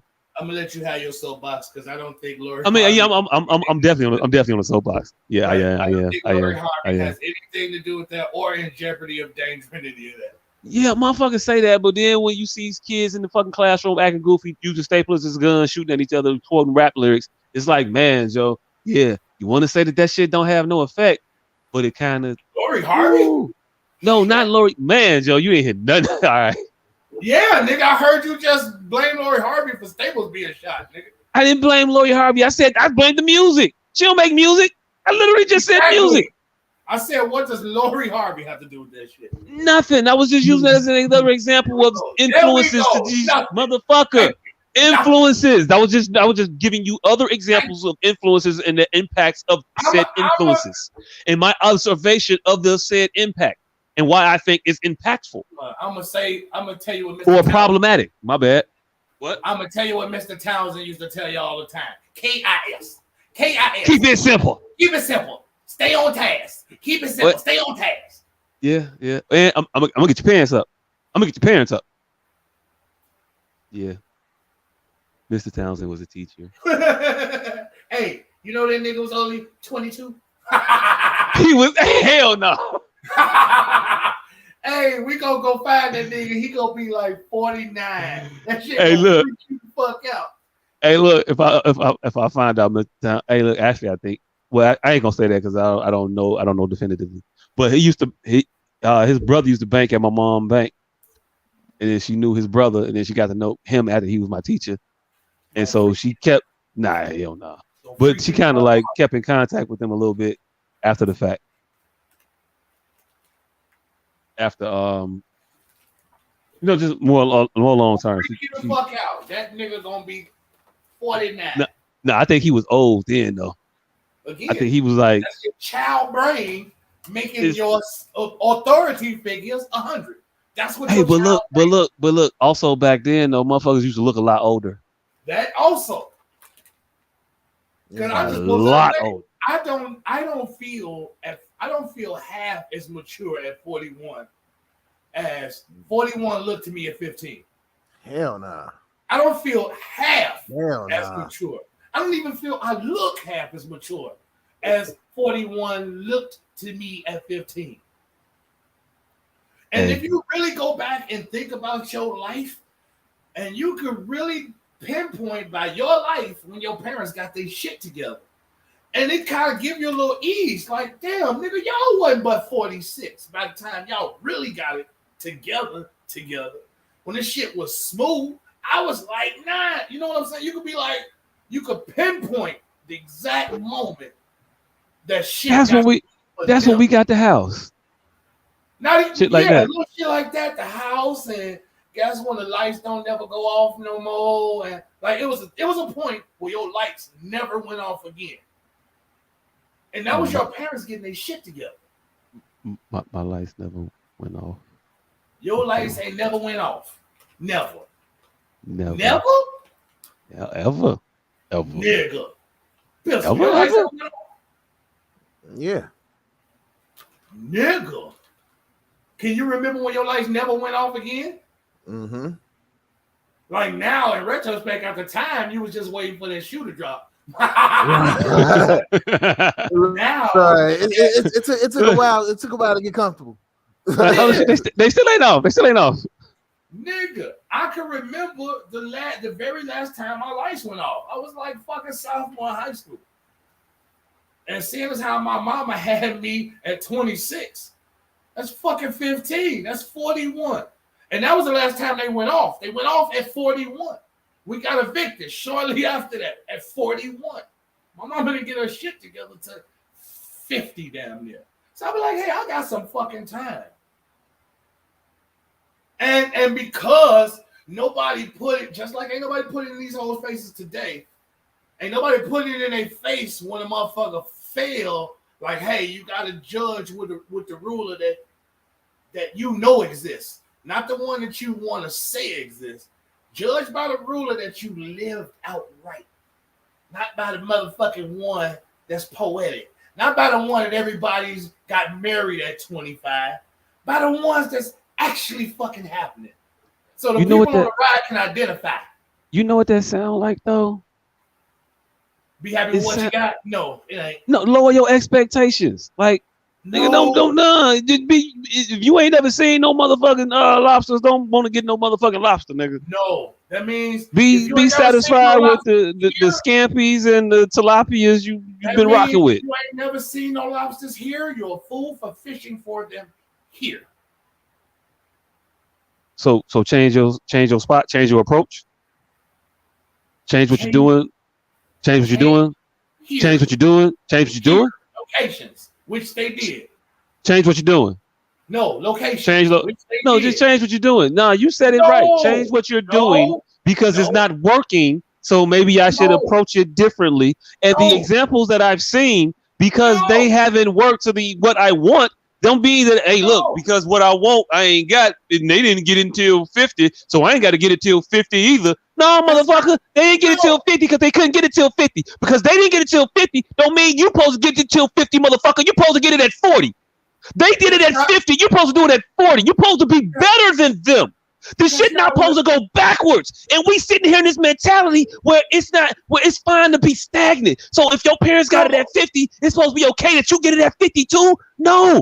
Not saying that it's not saying that it's fucked up and you're a horrible person if you don't get it before 50. If you never get it, okay, I ain't saying you're a bad person either. But to be acting like that you could just pause the striving to get it before 50 and that it's okay that you didn't get it before 50, it's not okay. No, you should be on your shit. You should be trying to do something. You shouldn't be sitting there like it's gonna work out because I'm still only 48 years old. I'm young. No, you ain't young. You 48 and you old. You don't feel like you old because you've been fucking living your whole life, and you don't understand that. Hey, look, 27 years ago, you didn't make that noise when you bent over, but now you do. It's because you're old. You don't think you old as you are because we don't judge ourselves with that same criteria. But guarantee, rest assured, motherfucker, talk to some of these 12-year-olds. You look old. You ain't as young as you think you are. You're not presenting the way you think you're presenting. This world don't work the way you think it do. All right. Yeah, you done? Yeah, are you done? Yeah. Thank you. All right, now explain to him what you meant. It's like on a bunch of shit ain't nobody said.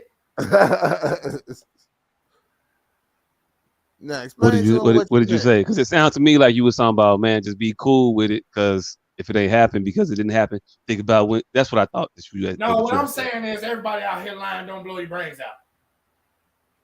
No, don't blow your brains out. That's it. That's all I said. Don't ever do that. Don't blow your brains out. Don't ever do that. I'm just saying, don't just be settling for shit and just be complacent and thinking that. Told you to settle. All I said okay, was, all right. Hey, look. lying. All right, my bad. I'm not saying that you said that, but I don't want nobody to get the wrong impression at this point. That's what I'm saying. You don't even want to keep getting the wrong impression. All right, cool. It's just me. And I'm just talking to myself out here later. Future you. Future Jacques.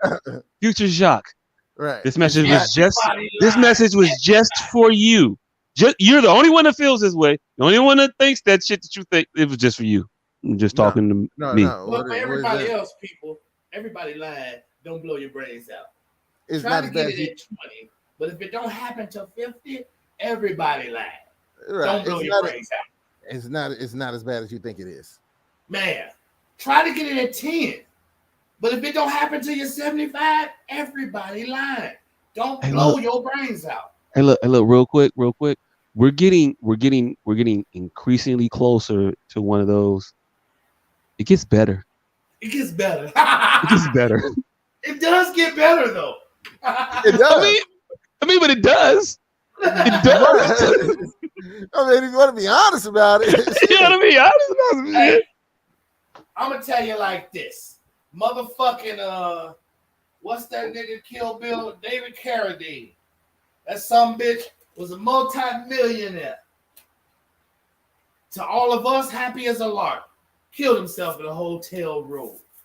Motherfucking Anthony Bourdain. Hey, look. First of all, eat steaks. Hold on. Killed himself in a hotel. Hold on. Bourdain might have. I'm not exactly sure of the details surrounding him. David Carradine too. Both of them. David Carradine was, but that ain't. I'm killing myself. That was an accident. I didn't know. Listen. She didn't hit my safe word. Both of them might have been some freaks, but for my point. Oh, okay. All right. Make you happy, nigga.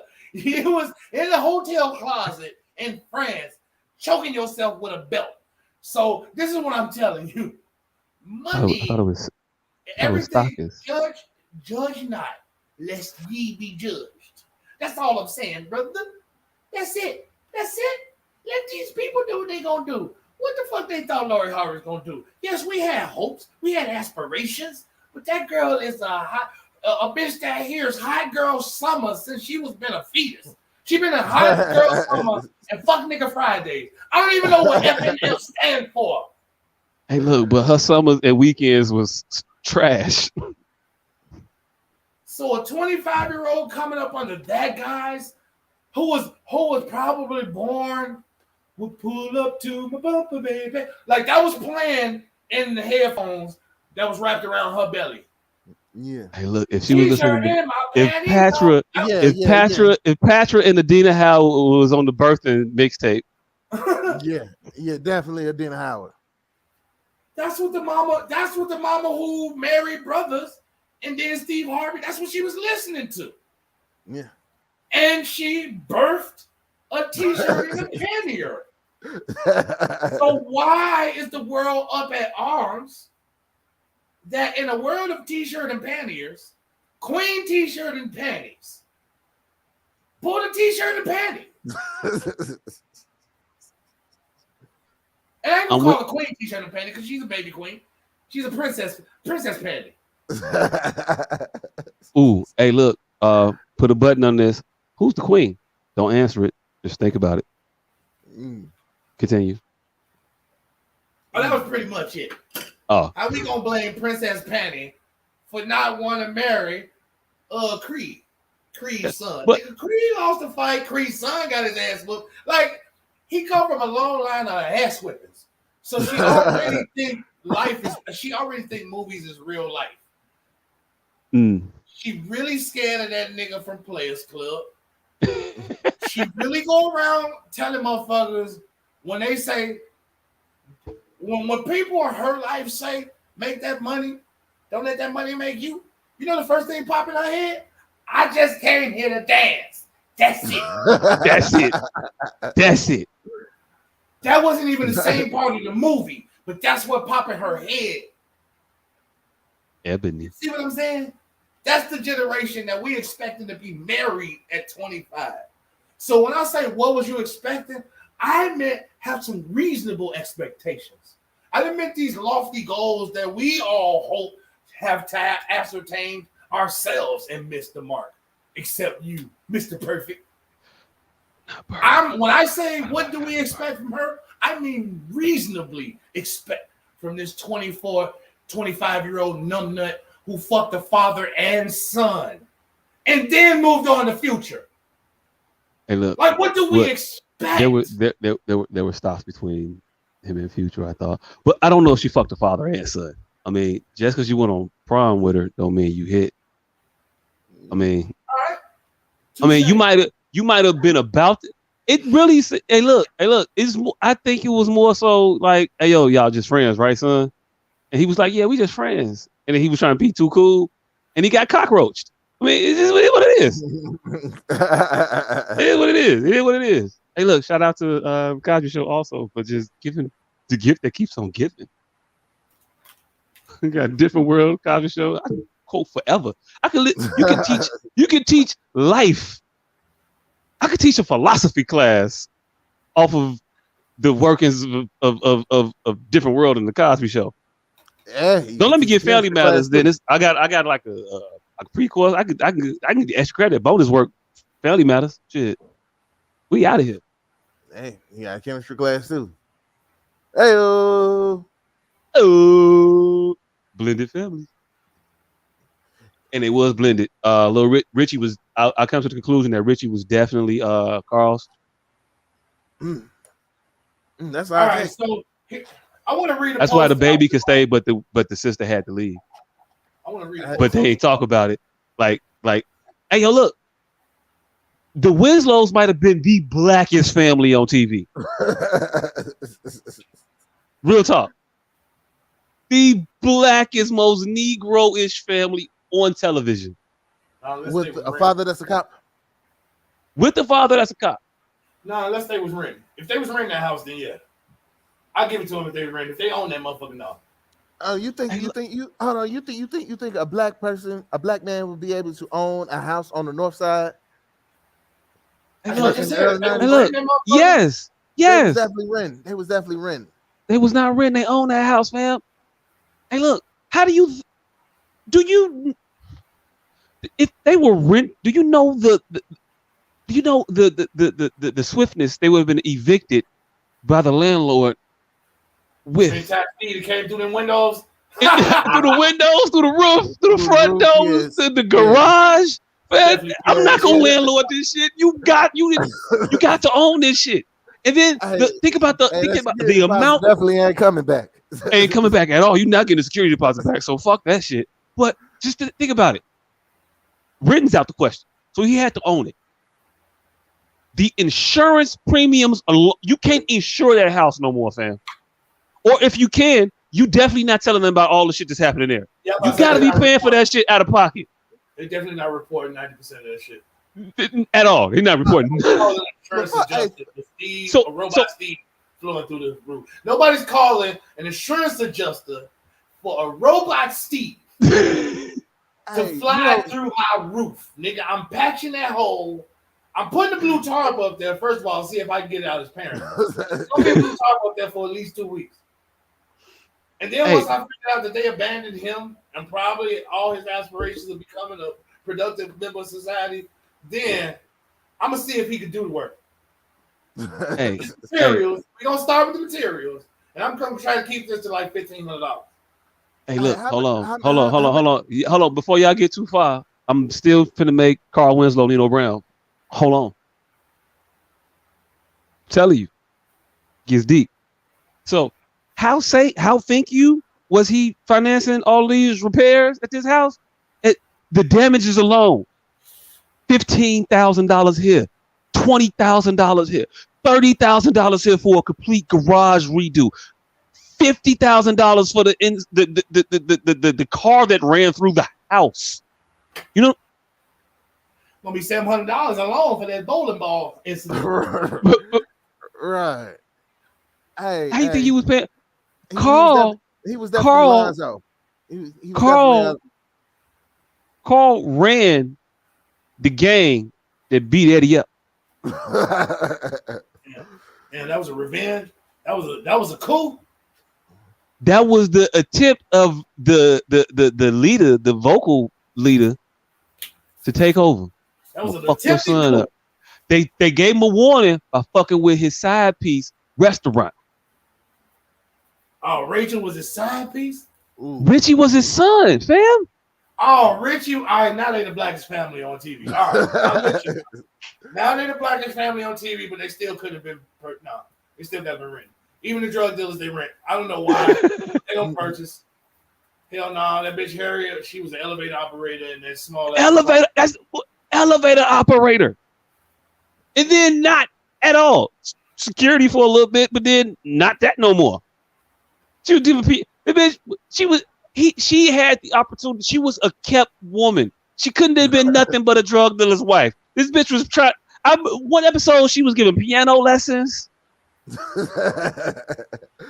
I think she went back to school at a point. Like, come on, come on, Harriet. Harriet was she was damn near about to get a cosmetology license, 2 more seasons. was about to. Hey, she's gonna be a CNA. Hey, Judy. You know what happened to Judy? Got pregnant. Moved out. Nah. Oh, no. Nigga. Oh, held for ransom. Kidnapped, held for ransom. Carla G. He ain't pay that shit. Never saw Judy again. Let him kill her. And you better not say nothing about her ass no more. And nobody ever did. Now what if she show up in this motherfucking reunion? Hey, look. You can retcon. You can retcon all kinds of shit you want to. I know the real. They brought Dan back on Roseanne. I don't give a fuck about none of these reboots. That nigga did die. Uncle Phil fit in the motherfucker right now. How the fuck does that happen? Come on now. We never seen Uncle Phil work out. At one time, but it wasn't good. I don't think Carl was Nino. I think he was more like Lonzo for Training Day. He was definitely robbing drug dealers. I mean, they on the north side, so he right down the street from Cabrini. Hey, right there by Cabrini. You think he wasn't operating out of Cabrini?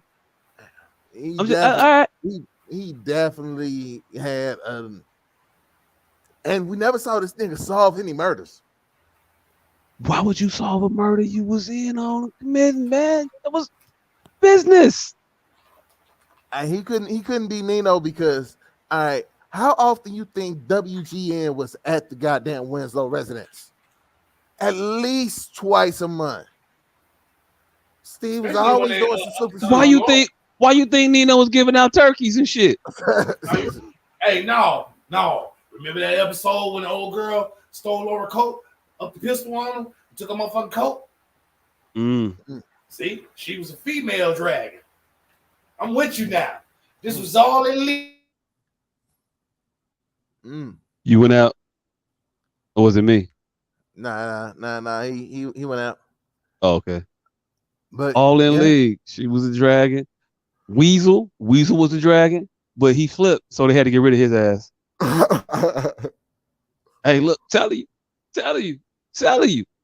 Bam. That night them cops pulled Eddie over, he had some shit on him. You had it on him? He had it on him. He was making a run. He was just lucky that they ain't searched the car. I'm definitely I would look forward. I would rather watch this reboot. Hey, look. Oh, I can make a hellified reboot of Family Matters. Oh, shit. Hey, look, but I ain't gonna hold you. It'd be nothing compared to my Full House reboot. You got a Full House reboot? Oh, the shit I'll do with Full House. Oh, it'd be bad. I think Animal Kingdom. Have you ever watched Animal Kingdom on FX? And I know about it, but I ain't never watched it. It's a lady, basically, 4 kids, 4 sons, sit around Rob Hanks. Mm-hmm. Why wouldn't Uncle Jesse do that with 4 daughters? Hey, yours is definitely different than mine. Because Joy's a pedophile of mine. Damn, Joey's a pedophile? Oh, Joy's definitely a pedophile. Shit. That's mm-hmm. All right. Now Yeah, I thought the Run of the Crab Syndicate was dark. All right. Break this shit down. Oh, Joy was a pedophile, but he didn't touch DJ, he didn't touch Stephanie, he didn't touch Michelle. But Kimmy Giebler? Kimmy? Yeah. Oh shit. Yeah, he was staining Kimmy. Oh shit. He was so staining Joey Kimmy. had a relationship with Kimmy. 100%. Why do you think she was always coming over there through the back door? Always around at breakfast time. Why always around at breakfast, coming right up from the basement, like, hey, everybody, hey guys, right. yeah.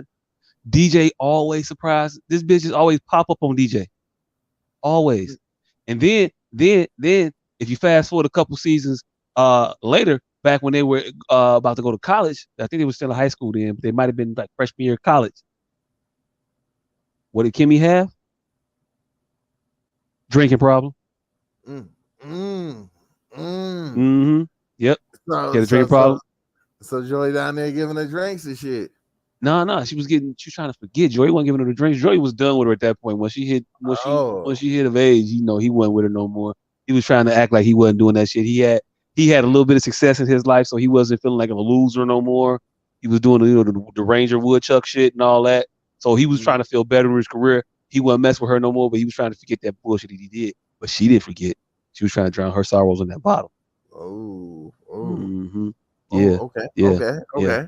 Her father used to beat her mother. That's why her mother never came around. That's why she was always ripe for the picking. That's why Joey went her ass. So he groomed her. Groomed her. Telling you.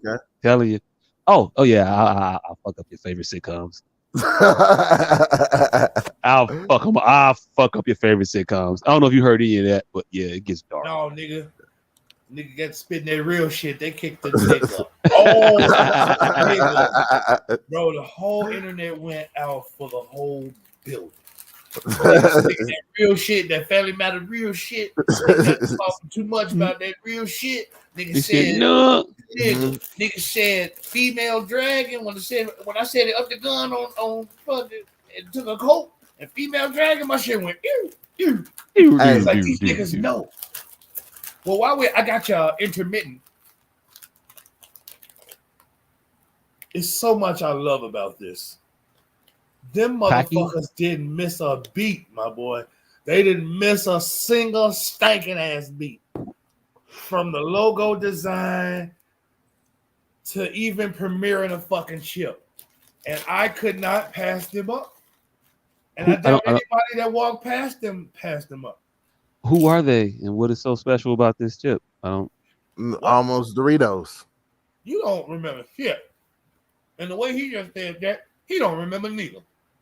Is that the devil chip? Yes. You niggas don't retain information at all. I said the Packy. It's a Packy chip, but I'm trying to figure out why it was so like irresistible. Packy one chip challenge. They make chips now. Yeah, they made chips then. I've never heard of them.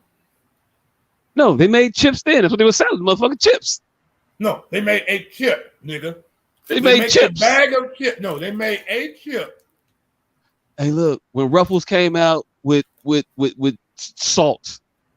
No, Ruffles grease. come out with one. When Ruffles came out with one Ruffle, it was salt and grease. Because they gave your ass more of them than when they was selling Packy style chips too. They just was smarter with their chips. I'm gonna sell you a chip, but I'm selling chips. Like I said, not chips. No, I'm gonna sell you a chip. We don't sell chips. No, we sell chips. We sell chips.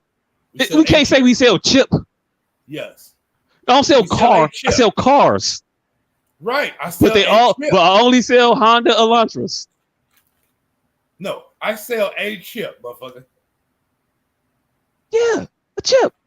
But you sell chips. Not chips. No, we don't. I feel like this is like a circular semantic. It's always it is always a circular semantic thing with us for some odd ass reason. I don't know. No, we don't sell that. Yes, because you're trying to. And you know what's crazy? It always stems from you trying to ruin some shit of mine and then get mad when I try to ruin your ruin. And that fuck, it's like. But you ruining my shit though. No, asshole. It's always you trying to step on some shit I'm doing. And I'm not stepping on your shit. I'm not stepping on your shit. Hey, look, maybe I am because I don't know what was so special about this. You point them shit out. Exactly. It's always that. And then you get offended as fuck that I step on your step on. And I'll be like, but I wasn't even stepping on it. I was just reacting to it. It wasn't even step on. I wasn't trying to squash your shit. I was just like, why you telling me about this shit? I don't give no fuck about chips. Hey, look. Does anybody? This is being recorded, I don't wait. Right? Hey, look. I don't wait.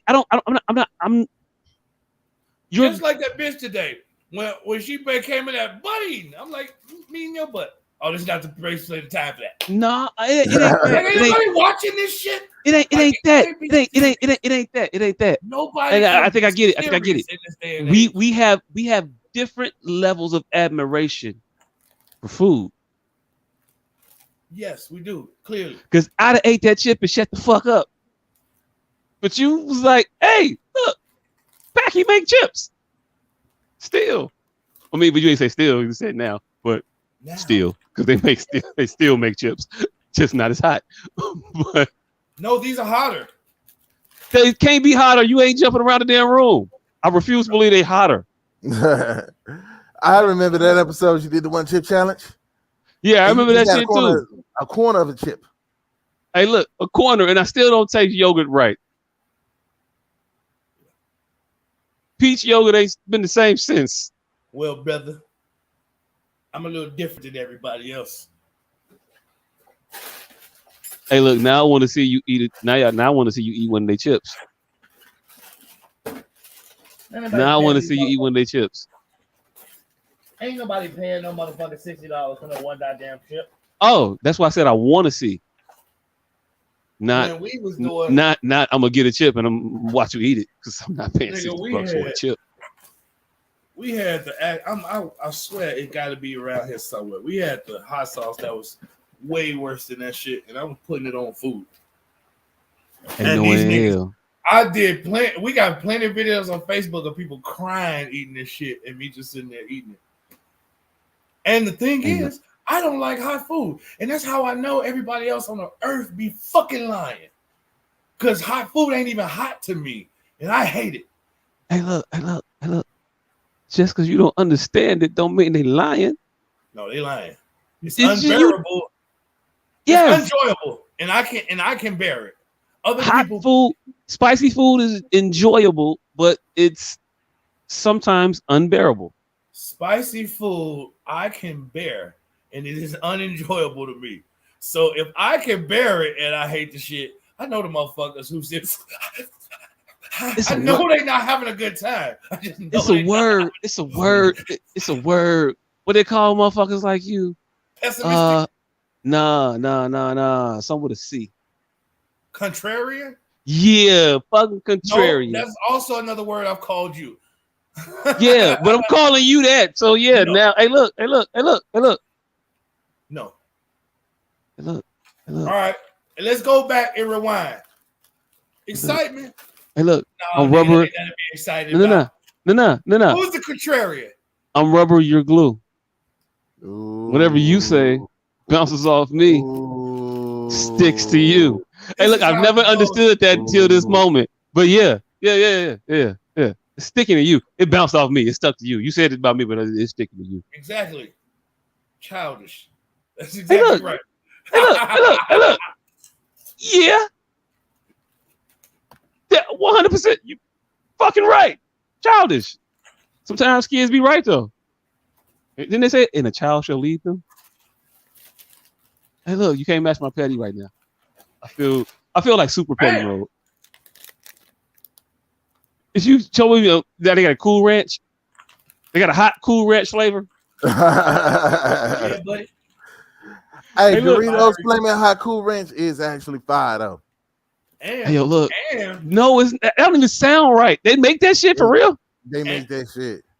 That sound like it's regional. What? Nah, nigga.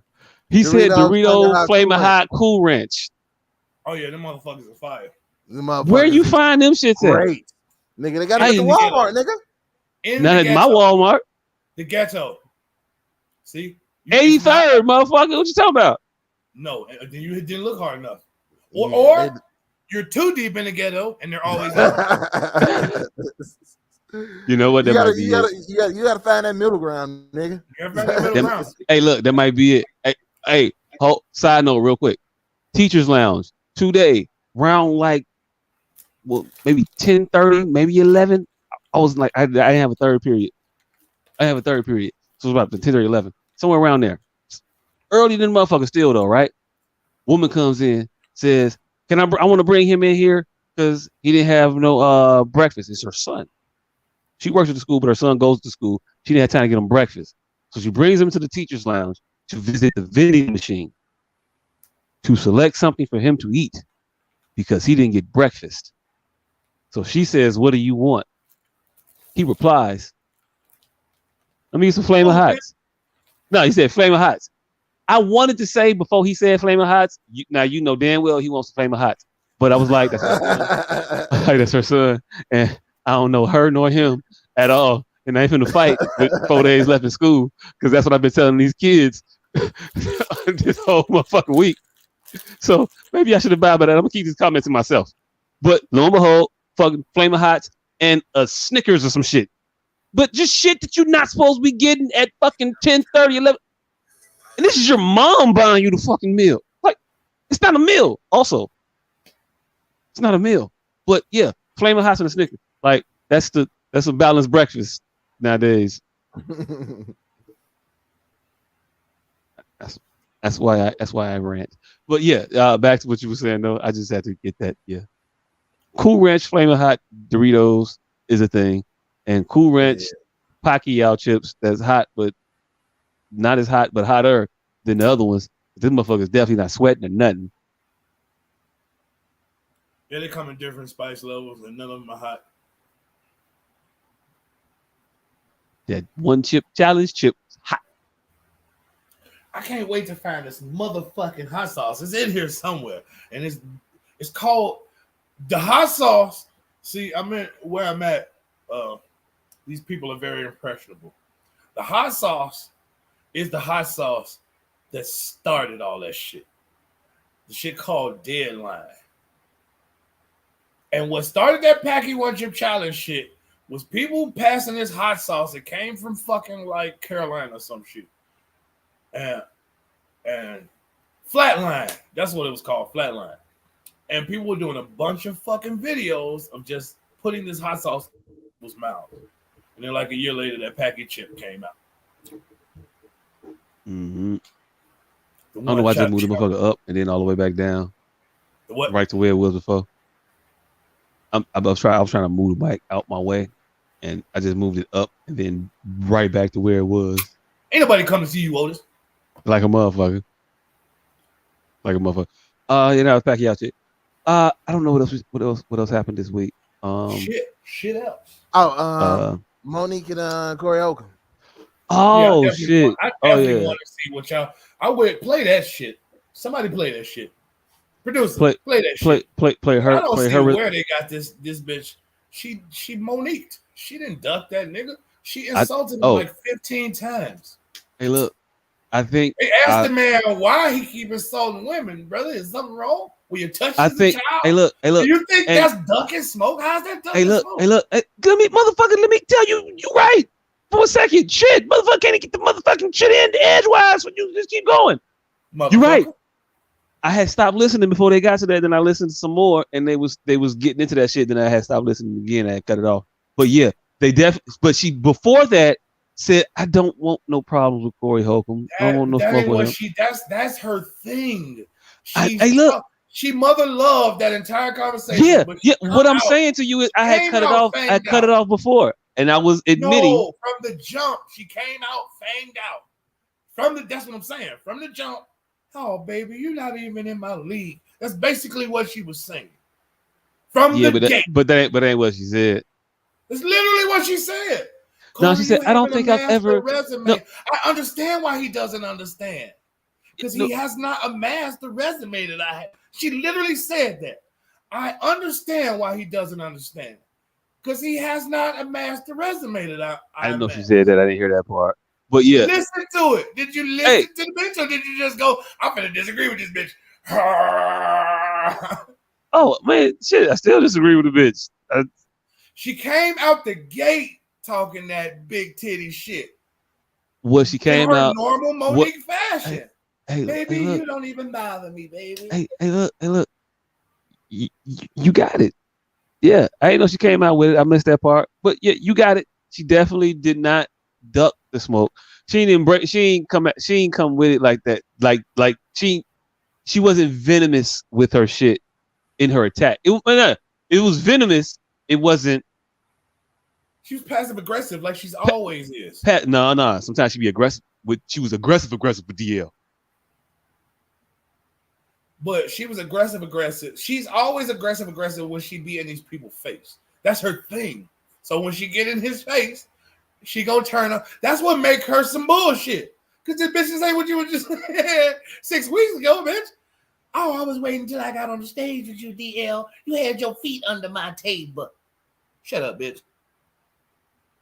Hey, look, I think if you put a little effort into it, you got a decent. People might not know I back Monique. You got Monique. Hey, look, nah, over with. Hey, look, also you got the makers of a pretty strong Monique impression there. Yeah, I heard that. Did you hear that? That was pretty solid. It was pretty solid. Yeah. I didn't hear it, but y'all gonna have to run that back. Timestamp 2 minutes. 2 hours. 2 hours, 2 hours, 2 minutes. 2 hours, 2 minutes. You are a resident Monique impersonator. Voice only. Of course. You could do no wigs and no shit like that. Would you wear a dress? 2 sizes too small? Shit, if the check 2 sizes too big. Hey, look, I always tell motherfuckers that shit. You just ain't had the right price yet. Man, about some things. Fam, about everything except dick. Hey, look. That's it. Facts. And only dick, because I wouldn't be able to live with myself. That's the thing. Like some prices, and I'm finna get a little too real right here. Hey, there's probably some prices in dick. Hey, look, but I would die right after that because I would blow my head away. Hey, look, I would think I would be able to live with that number, and then I would shoot myself. So that's why dick, no dick. Hey, but truth be told, I probably got a dick number too. Pause. Hey, look, everybody got a dick number, but everybody got a dick number. Everybody got a dick number. Everybody got a dick number, fam. But it just ain't what it is. Everybody got a dick number. The motherfucker just be like, hey, yo, look, another trillion. And you be like, nope. Like they got money out here that you just haven't started to fathom yet. So they fathomed it yet. You just ain't fathomed it yet. When niggas say that, whisper that number in your ear, and niggas start talking about the size of the dick. Just a little dick. Hey, look. So you heard of Mansa Musa, right? Hey, look. All I'm saying is, it no dick because I definitely will kill myself.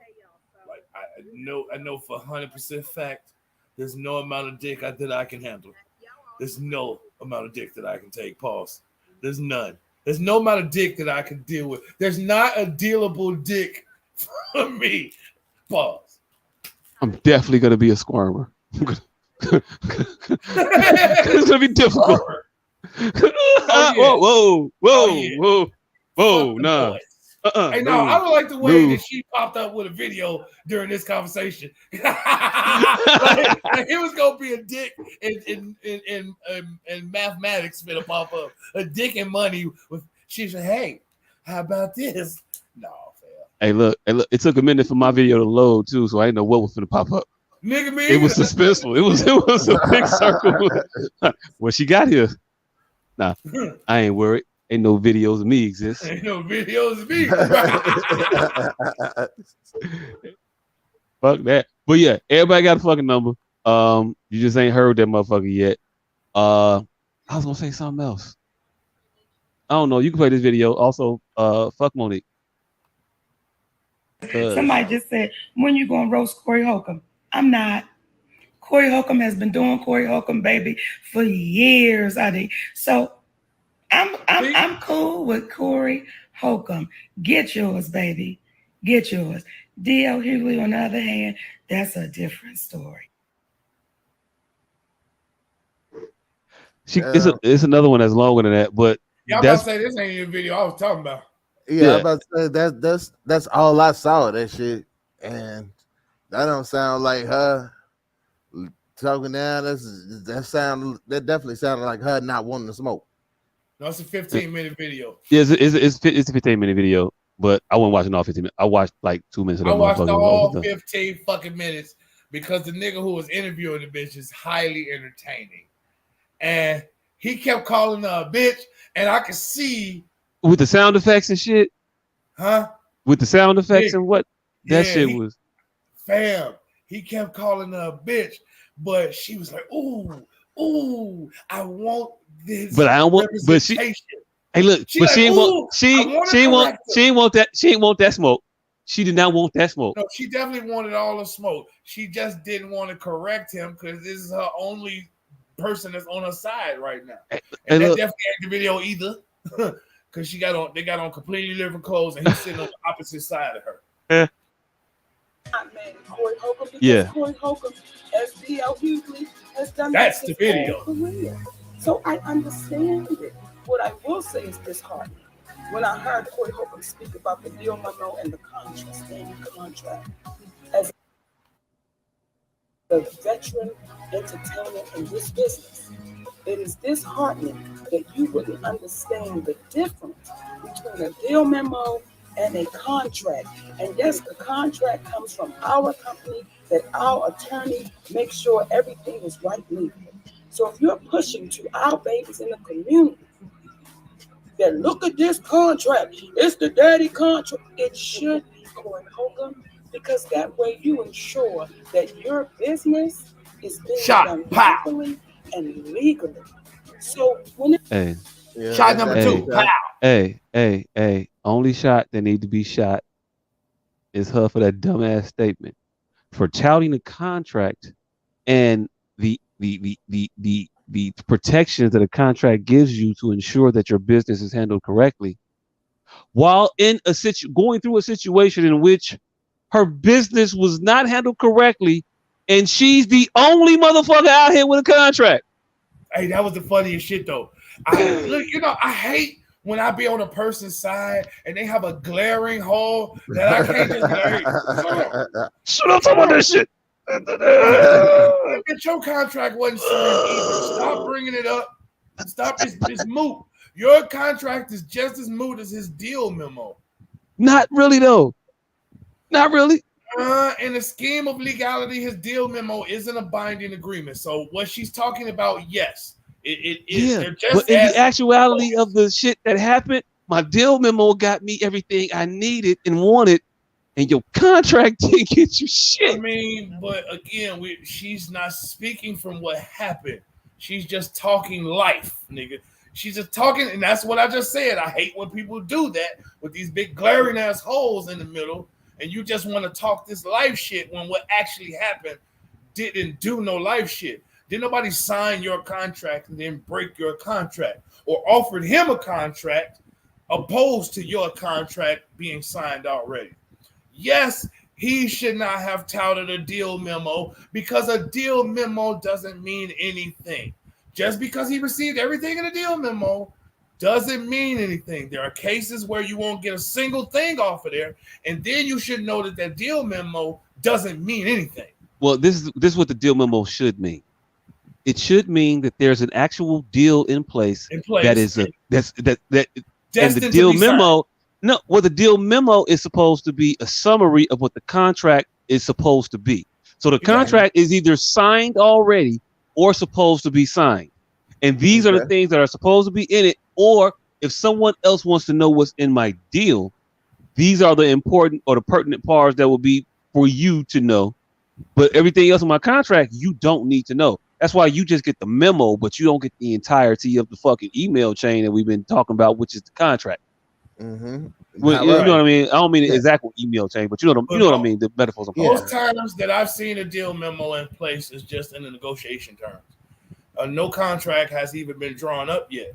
You pass the deal memo back and forth to come to a consensus, and then you go draw up a contract. And that's just the rooms that I've been in. I'm not saying that that's the standard. No, it can happen that way. I'm not saying that it wouldn't happen that way, but still, essentially, the deal memo is a summary of that contract.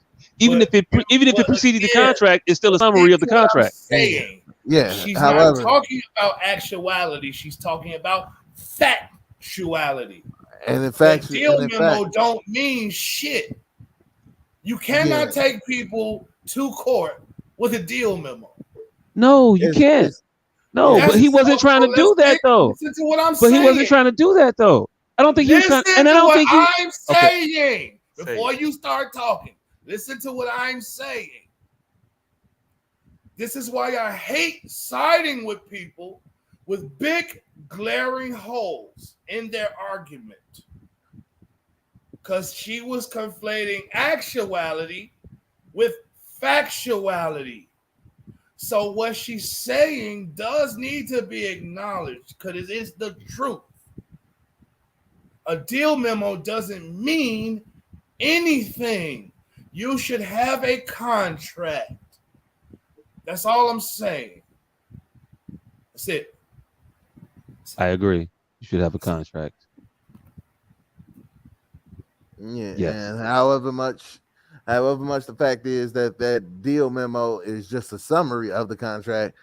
It's just a summary of the contract and not the contract. The deal memo isn't a legally binding agreement, which is what she's trying to base her argument off of, which is the truth. And her contract is a legally binding agreement, which is the truth. However, her contract was unsigned, is which makes it legally binding. A contract and a contract, technically, if nobody agrees to it. Exactly. If ain't nobody signed that motherfucker, it ain't shit. It's a piece of paper. It's a negotiation. It's not much. It's not worth much more than a deal memo. A deal memo, an unsigned contract. Matter of fact, an unsigned contract is worth less than a fucking deal memo because a deal memo at least shows intent by to do something. That's it. Yeah. So it does, and this is why I hate siding with that bitch because a deal in this regard, his deal memo shows 10 times more than her unsigned contract because this is what I was promised. And everybody was guaranteed that I was promised this. On your end, though, that's what you requested. And nobody did anything to it. Yeah, you none of that shit. So why even put that out as a position to argue your point? And that's why I hate siding with motherfuckers. That's all I'm saying. His memo deal was an agreement or a suggestion by the motherfuckers. Her contract, her unsigned contract is just an idea.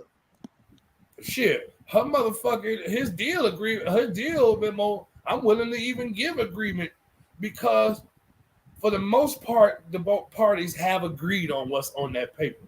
Mm-hmm. That's what makes it a memo and not just a piece of paper. A proposal. Right. That's what makes it a memo. Now we got it down to the brass knuckles. We gonna send it to the fucking not the headliners, but the people who really need to know what's going on. The motherfuckers who finna be filling this time sporadically. Because I'm sold in. Whether I show up at 11:15 or 12:45, I'm gonna do what I'm gonna do. Who really needs to know what's happening in the time tables is the people that's gonna catch up if I show up an hour late. That's what them deal memos is for everybody but the headliner. And this bitch know that. She know that. She's a fucking veteran. Why the fuck would she even bring up the comparison to an unsigned? But then she hit the nigga Corey Holcomb with another truth.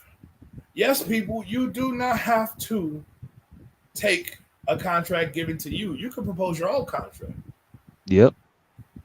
As a matter of fact, you should. So you know exactly what's in that motherfucker. And let them make addendums. Hey, look. So then at that point, you won't have to look for no hidden language or no technology. You just have to peruse them addendums. Let them make their attorney work as opposed to you making your attorney work. I'm with you. I'm with you on that. And yes. So she was spinning a lot of facts. She's correct. She's correct. She's correct, but also a hypocrite. To tout an unsigned or an unenforced contract as evidence of you having your business together. Yes. You're exposing that you don't have it together. And so, hypocrite. Because you tell everybody else not to do shit without having their shit together. But you doing shit and you obviously don't have your shit together. You have nothing together. Nothing. You know what I think she is? A liar. Deceiver. Heartbreaker. Well, that I know she's not. So I'm taking clothes, scale breaker, kids. Hey, at this point, I just need nothing but her and her back finger to shut the fuck up. Like everything they say at this point, it sounds like a con that a motherfucker just won't admit that it's a con. She went to Keep the Lie Alive University. Yeah. And she went to Double Down grad school. I don't think it's no, she definitely went to Double Down grad school, but I don't think it's Keep the Lie Alive University. I think it's Tap Dance on the Truth University. Like Tap Dance on the Truth Academy. Like I think at her core. Here's my honest assertion of Monique. KTLAU, baby. This is my honest opinion of Monique. I think she's altruistic, right? With this twinge on my face. I think she's altruistic, but I think she's self-serving in her altruism. Like she see a lot of shit happening to a lot of people, so she tries to take on fights that I think she tried to usurp people's fights. I ain't even gonna hold you. You ain't even gotta finish that, fam. Because I ain't never seen her not 9 times stand up for no injustice happening to nobody else. She only stands up and starts to do this vitriolic bullshit when the injustice, quote unquote, is happening to her. She only does this shit for herself. In the protection of all the babies and all the times that she said that shit, I ain't never seen her protect not nan baby out here. I ain't see her. I ain't see her. I ain't see her standing up at Just Hilarious as an up and coming female comedian when Corey Holcomb was talking shit about her and gunning shit at her. Just Hilarious had stand up on her own. I didn't see her. I didn't see her championing Tiffany Haddish. Wait. I'm gonna have to get ready. Get back on your soapbox. You finna be long-winded. So I'm finna tell you how she does it. She wants to be hit first before she jumps into the battle. That's what I just said. She uses herself in her altruism. So it's like the person that stands between a motherfucker and a bully and like hit me. Like she has to be hit first before she engages. Now go ahead. Go ahead, do that. Back. All right. Fuck all the names I was gonna just say. So that stands in the face of the bully bullshit that you were just trying to put out there for this heifer to be talking about that she's doing. She's not. What she does is she stands in front of some bullshit that she creates and conflates or lies outrightly about, and then acts as though to everyone else that she's slaying some type of dragon. What she's doing is going behind the curtain saying, I'm killing it, everybody. I'm getting them for y'all. And they come back out. Whew, there's so much hard work back there, girl. Y'all don't know what the hell it is back there. But I'm fighting them for y'all, baby. I'm going to go back behind this curtain and keep fighting now. But y'all don't come back here because it's messy and I want y'all to get hurt. So stay back there. She sit there. What she did the other day to D.L. Hughley talk about what she said, and for him to stand by and take the side of the man that abused his daughter. Put that out there trying to paint D.L. Hughley as a man that took his friend's word about abusing his daughter over his daughter's word. What she was trying to say, and she was trying to use the situation where D.L. Hughley's daughter came to him and told him about a situation in which she was sexually abused some years ago. Didn't believe her. And he said he didn't believe her. Now let's finish this scenario out a little bit. Let's flush it out because it's a little bit differently than the way Monique described it, and she knows this. So it wasn't, as she painted it, D.L. Hughley's friend that abused his daughter. What happened was a boy that his daughter grew up with, another child, had done some things to her when they were children. And years later, his daughter told him about what that boy had done to her.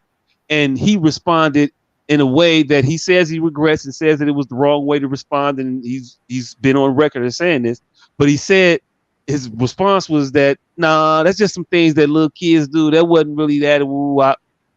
He was trying to downplay the abuse and say that it wasn't that. It was blamed it on adolescence and youthful indiscretions or whatever, I guess he was trying to do.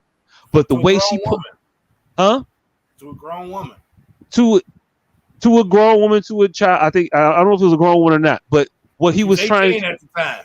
Well, okay, 18 at the time. Was the shit happening then? Was the story anywhere remotely close to what Monique was painting out as to what had happened? That he denied his daughter's allegations of being touched. It was exactly what she had. The only problem was it had been resolved.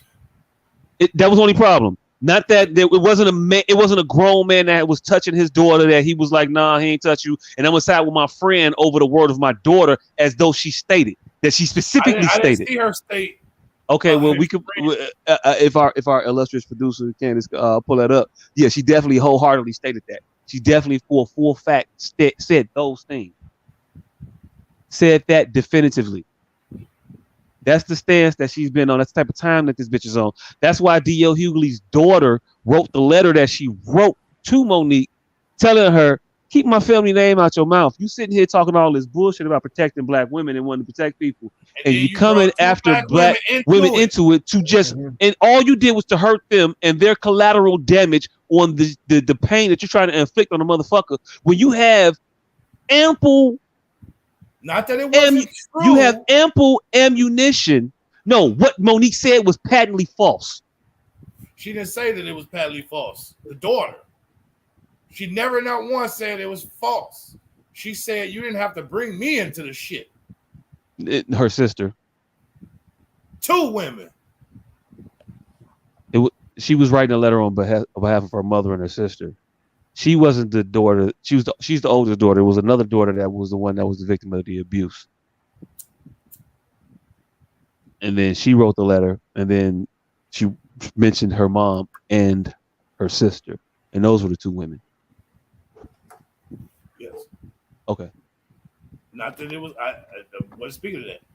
Okay. Get to the lie part. The lie was when you tried to make it seem. You say it was his friend, wasn't his friend. The lie was in you trying to paint it as though it were a grown man doing that, and that makes it markedly different than if it was another child and it was your friend, and you tell me years later about it, and I'm dismissive of it. Not to say that it's right, but it's definitely different than if your daughter comes to you and say that your friend Bobby, he touched me. And you say, nah, Bobby wouldn't do that. I went to 9th grade with Bobby. Been knowing Bobby 23 years. Hell nah, Bobby ain't do that. Hell no. It's very different. Very different. And you are making a very, very specific allegation against the man's character when you make those remarks. And she know what the fuck she was doing, and she know what the fuck she was trying to do, and she weaponized that girl's pain to do it. And to lie about it on top of it. The bitch nasty. And y'all don't see that. The bitch is dirty. And y'all don't see that.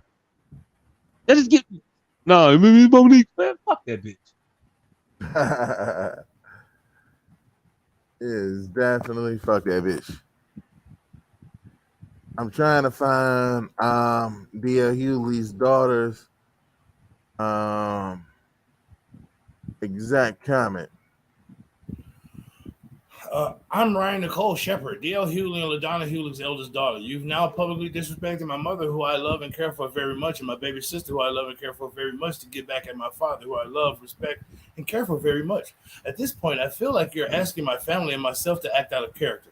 Out of all the things you could have legitimately said about my dad, it's that the route you wanted to take, you chose to be deliberately mean and hurtful to two black women who have nothing to do with this conversation. Using my mama and my sister to show people my father's character only shows how little mental stability, dignity, morality, and respect you have, not only for yourself, but other black women. You're clearly 2 crayons short of the full boxes. You're disgusting, and you absolutely need to keep every single member of my family name out of your mouth. Absolutely keep every member of the family name out of your poisonous mouth.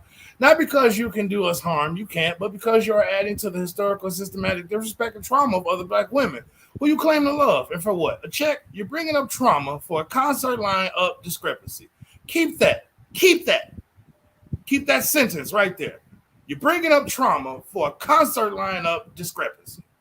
All you've done is proven that you have no moral compass. Nothing is too far in your quest. Keep that. Nothing is too far in your quest to prove a point.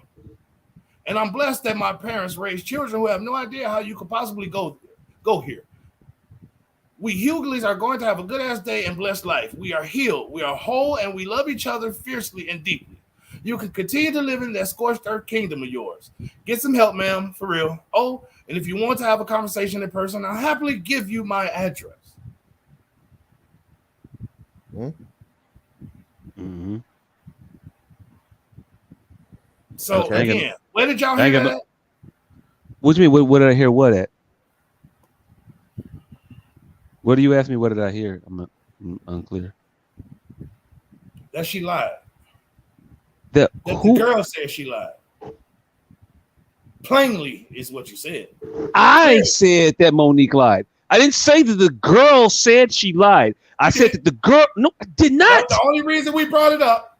Oh my God! It's not what the fuck I said. I didn't say that the girl said that Monique lied. I said the girl said that Monique was bringing up. He never said the girl said that Monique lied. He just said that he thought Monique lied and how she stated what she said. I said Monique lied. I never said that the girl said. Then he said that the girl responded to it. The girl responded to his comment, her comment. This is on tape. Let's move on. It is. It's on tape, like a motherfucker. It is. And I said I did not. Zero reason to read that. There was zero reason to read that shit. I said I was looking for that shit because I was already looking for it, as you clearly see. Why? What I was looking for, what you all asked me to look for, was the video of Monique saying what she said to clarify what she said. But clearly, I found the tweet for a reason. We're not talking about the tweet. What you all asked me to look for was the video of Monique stating what she said about his daughter. That was what I was looking for. That was also another tweet. We looked for we asked for that a minute ago, and then later on, right around now, more recently, we were talking about the daughter's response to Monique. We were talking about that, and then Dion said he didn't see it, something like that. He was trying to find it. You had implied at one point it was some part of the conversation where you had got it somewhat confused that the daughter that wrote responded was the daughter that had suffered the trauma with the abuse or whatever. And I had clarified that it wasn't. She was writing a letter on behalf of her sister and her mother, exposing the shits and coming at Monique and telling Monique, and I said that verbatim, that she said that of all the legitimate things you chose to attack, to bring up pain and trauma about black women, to hurt a motherfucker, and we have to be collateral damage in this situation. And that's what she said. She didn't say that part verbatim, but that's what she said. We got to be collateral damage. My mama and my sister got to be collateral damage on your attacks on him. When you got, what did she say? You have ample or legitimate points of contention you can make with him, or some shit she said along those lines. But she said you got plenty of shit you can say about him, to him, about him, concerning him. Why are you bringing us into some shit that's supposed to be about a contractual dispute? Because that's what all this shit started about. But now it's all about D.L. Hughley's character as a man, as a fucking co-worker, as a motherfucker who has a support dog, as a person who has been a blight on his community, as a person who runs down motherfuckers and talks down on niggas like Young Thug and shit like that.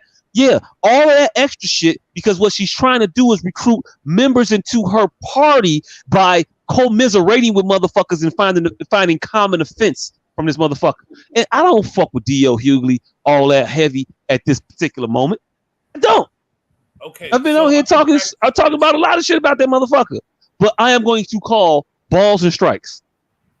I've been practicing this of keeping in my mind the shit y'all say not on tape. So what happened was, right? I said, did you find anything strange about this thing? The one thing was nobody said she was lying. That's what. Then you went to say, yeah, the daughter said she was lying. That's literally what I said on tape. And it's on fucking video. Let's have this conversation, please.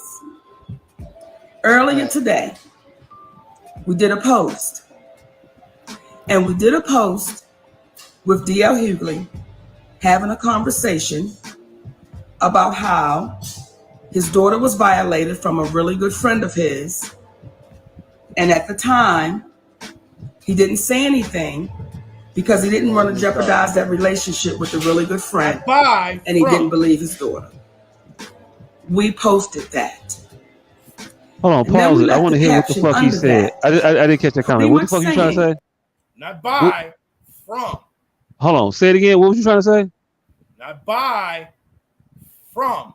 By from what? Not molested by a really good friend, but molested from a really good friend.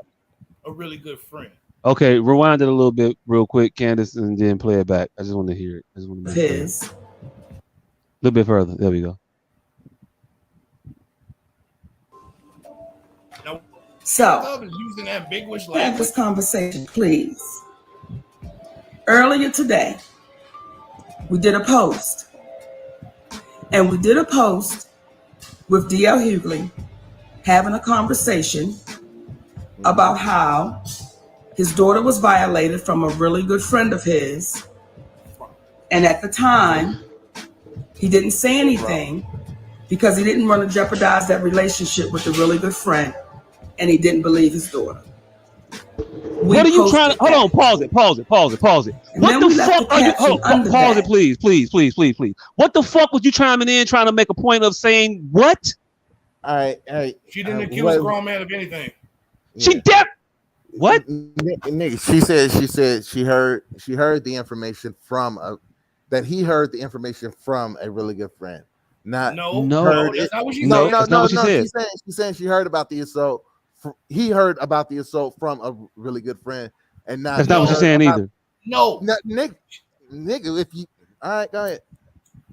He was molested. She was molested from a really good friend. You think she don't know the word by? Nigga, so man, Joe, you was that eager to interrupt me to say the shit that I was about to say? Was you? Yes, literally, those were the words coming out of my mouth. I didn't want to conflate that with that her shit because that's what he was gonna stick on. You can't. No. I'm gonna sit here and listen to you try to hear this bitch talk stupidly and fuck up words that she's saying, but act like you don't understand the intent, followed by the very next thing she says out of her mouth that confirms what the fuck. You know what she's saying. The by or from don't matter when she says what she says right out her mouth next. Why would he be jeopardizing his relationship by addressing this if a good friend of his was just telling him about some abuse his daughter had? What jeopardy would the friendship be in because of that? Him not wanting. What the fuck are you talking about, fam? You know damn well what that bitch is saying. Hey, do you hear now why I kept stopping you, Dion? Are you listening to what he's saying? Do you hear now why I kept stopping you? Because he's finna go in the wrong direction. He's not addressing the shit that was said. He's addressing the shit you were saying. That here shit. When that wasn't the crux of what she was saying. So that's the only reason I was stopping you. What was she saying? That she used ambiguous language for people to draw whatever conclusion they want to draw. What was she implying? What was she implying?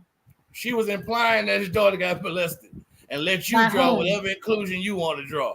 She used openly ambiguous language to make it heavier weighted, but she didn't lie on these people. It's he gonna play. Like I said. He gonna play dumb. He gonna play dumb. Nobody's playing dumb. Yeah. She's a cold-blooded, sweet, smart motherfucker, and she's not.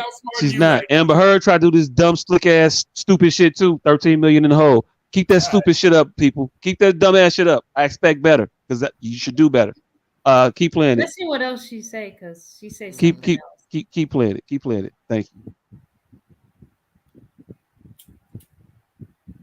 To explain why violated from a really good friend of his. Earlier today, we did a post. And we did a post with D.L. Hughley having a conversation about how his daughter was violated from a really good friend of his. And at the time, he didn't say anything because he didn't want to jeopardize that relationship with a really good friend, and he didn't believe his daughter. We posted that. And then we left the caption under that, pretty much saying, if that black man couldn't put any protection around his own daughter, we know we have nothing coming. Now, once we posted that, the reason why I said, Daddy, can we go do a live? Because I was reading the comments on the timeline. And most of them are from black women. And they're saying, some, Monique, what does this have to do with your contract? What does this have to do? You're going too far. What does this have to do with your contract? Let me tell you what it has to do with my contract. Not a damn thing. Not a damn thing. It has nothing at all to do with my contract. What it has to do with is the character of the man named D.L. Hughley. That's what this has to do with. And let me acknowledge, D.L. Hughley did apologize. He said he apologized. And y'all are saying, Monique, he owned his mistake. Let me say this to you. Though he owned it, it does not erase the trauma. And when we talk about the character of the individual, for years, D.L. Hughley has given his commentary and his opinion on other people's lives, not just mine, for years. and he would give the ins and outs. Hold on.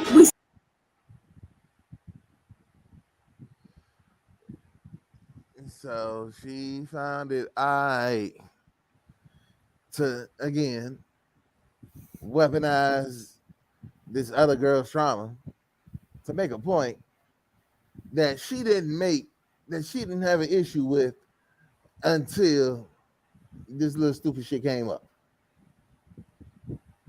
She probably had all this shit on the burner waiting for this moment. But she's making it seem as if she's fighting the righteous fight. She's doing it. She's making it seem like she's doing it for the culture. Again, I liken it to a motherfucker throwing water on a crowd and a bitch standing closer to that crowd so she get hit with the water just so she could attack. If you look at the people she's attacking, she ain't attacking nobody that we ain't fucking attacked already. Like she's just standing close to get hit on purpose so she can fucking If she was attacking him or finding points of contention about any of the things that are contentious, she might not be smart enough to do what she's I'd be right with you. I'd be right with you. But if you finna just try to impugn this motherfucker on this bullshit ass protection of a sexual predator friend of his, that's what she's trying to do. False. By the way, Candace, can you pull up D.L. Hughley's response to her latest shit? Because he explains the whole situation again. It lets you exactly know, and now we can play it from his mouth. But it's the latest the D.L. Hughley GED section response thing or whatever. But yeah, it's like she sat there and watched the ass whoopings happen. And was like, glad it ain't me. Glad it ain't me. Ooh, shit, that look like it hurt. Glad it ain't me. And then she got hit, and it's like, look what he doing to us. She didn't even get hit. Yeah. Anybody do nothing to her? This is where I feel it. This is why I feel it. Not from the being Monique, but being DL. Pause. I'm often the motherfucker that people watch me and my interactions with other people, and they try to get their lane so they could do it differently. And they often jump the gun. Like they often lash out at me in something that wasn't anything to lash out at.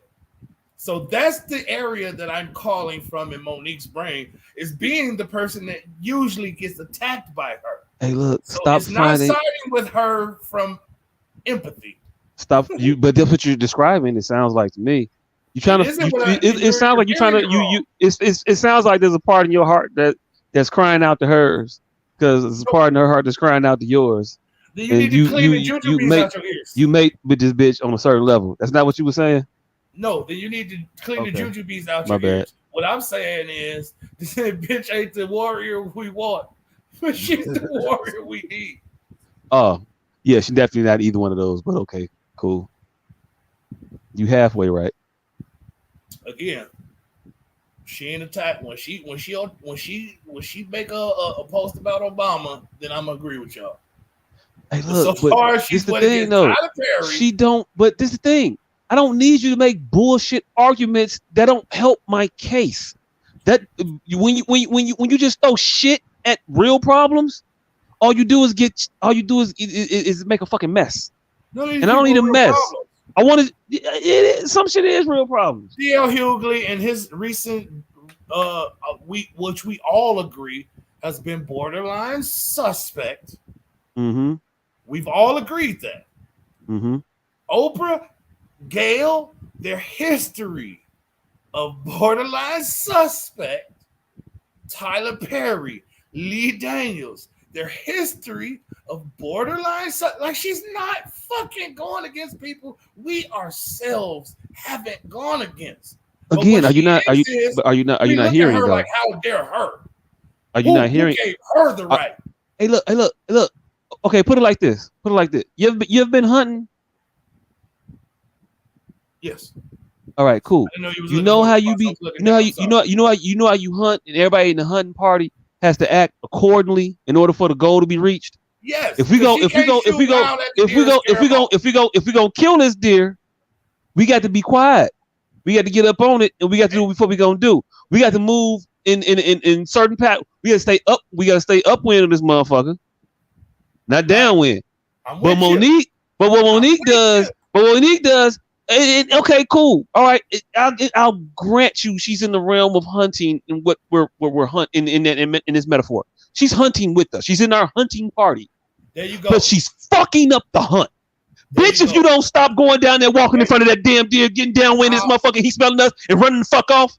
Bitch, if you don't stop talking all loud, bitch, if you don't stop busting the fucking gun off, what are you doing? We're doing some shit here. You fucking it up. I will walk that journey with you. Okay. I agree there wholeheartedly. But the fact that she's purposefully sabotaging, I don't believe. I believe she's just over exuberant and she's ill equipped to do this big game hunting that she's attempting. I think she's looking on the sideline and she just don't know to stay downwind. Nope. She's shooting with a too heavy caliber. She's missing. She's doing everything wrong in this hunt other than be against us. Hey, look. And that's all I've been championing for this whole entire time. Hey, look. Root for the bitch, but if you rooting for her, correct her. Teach her how to hunt because we finna kick off the fucking team. Let's go. Let's go I think she been kicked off. But okay, but I can't go there. But what she's doing is actively detrimental to the team. We're in a competition right now. We trying to get the most buckheads on this motherfucker right now. What they call them? Not buckheads. What the fuck they call them shits? What? It's a term they call the fucking deer antler heads and shit. Those are just points, but it's a buck. It's a buck. I was right. Okay, I had it right. Okay, cool. We try to collect these buckheads, and you're fucking it up. We can't do it. And at a point, if we keep telling you fucking it up, we keep telling you the mistakes that you're making. We keep telling you can't. Hey look, Monique. Okay, you can have a case about the shit. You can be angry about it, but you got to keep your focus of your vitriol and your anger here. Hey, Monique, it doesn't help your case when you invent scenarios and try to conflate. And actually, she ain't conflate, outright lie about scenarios and shape them to something different. It doesn't help us in this moment. We trying to tell motherfuckers that he is who he is, and when you do this shit that you're doing, he gets emboldened because then he gets to point out that no, she's wrong. I didn't do that. I was right in that situation. And now, in the face of his would-be detractors, he gets strength. And they say, well, maybe DL's not that bad of a guy. Maybe he's not wrong about that other shit. He wasn't wrong about this one. So you give him more ammunition to fight against us while you're saying that you're helping us. And it's only but so many times that I'm going to tell you fucking up the damn hunt before I shoot you my damn self. Because sometimes it ain't a hunt. Sometimes we in combat, bitch, and we fighting enemies and they shooting back. And we get together. We got to get our shit together. And I can't just keep the hunt. I could tell you about. I could tap you on the wrist, say, "Nah, don't do that shit, bitch." When we at war, I got to put a bullet in your fucking head. Otherwise, the whole fucking platoon is out of here. Done to the gun butcher. I'm with you. I agree. I applaud you. But this is still my stance. Oh shit! What does that? Dark.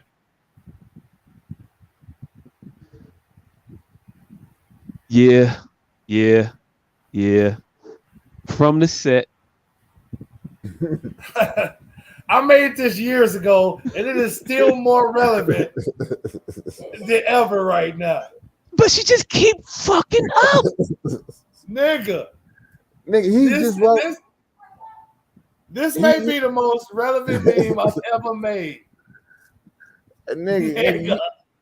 He ain't gonna be happy until she hit him personally with the her. I gotta stay with the Deuce. They protected me. Peace. I'm gonna make this my fucking profile. He ain't gonna realize till he is OG Bobby Johnson and his son get hit with them buckshots in the back. And now he got to question Ray Ray. Right. Dude's got my son shot. He got to have a Deuce got my son shot moment like a motherfucker. Hey, look, it sound bad, but I gotta say it. Fuck a come to Jesus moment. Some niggas need a man, fuck Deuce got my kid shot moment. Yeah. Some motherfuckers need that. Oh, yep, that's the new goddamn trademark. Yes. That is what we need to start. Fuck coming to Jesus. Dude's got my son shot. Hey, look, Candace, we want to hear DL Hughley response real quick. Also, I've been trying to figure out because did I say it on the show or did I say it before the show? I'm going to the I don't know why I'm going to tell motherfuckers where I'm going to be at. It's weird. It's like so like instinctual. Right. Like a motherfucker. This shit's weird, right? But I'm going to the High Park Fest, the Silver Room Block Party Fest. That's new, whatever. But I've been trying to figure out because I want to make a shirt. But trying to figure out what the fuck we'll put on my shirt. Yeah, there you go. Dude's got my son shot. Hey, look, I think I might want to. Yeah, I think that might be it. That might be it. Yeah, that would be the official one. Because I want it to be a message, but I want it to relate. But you only want you want it to relate to the people who know. Who know. Yeah. Who know. So it got to be, it got to be esoteric. And I hate esotericism and all of it stands for, because why shit got to be secret? But I just want to talk to motherfuckers that understand what the fuck I'm saying. Yeah. You want to speak in the language. Candace said what y'all come up with. I missed it. Deuce got my kid shot. And I think the full quote is, fuck Deuce. Deuce got my kid shot. Yeah.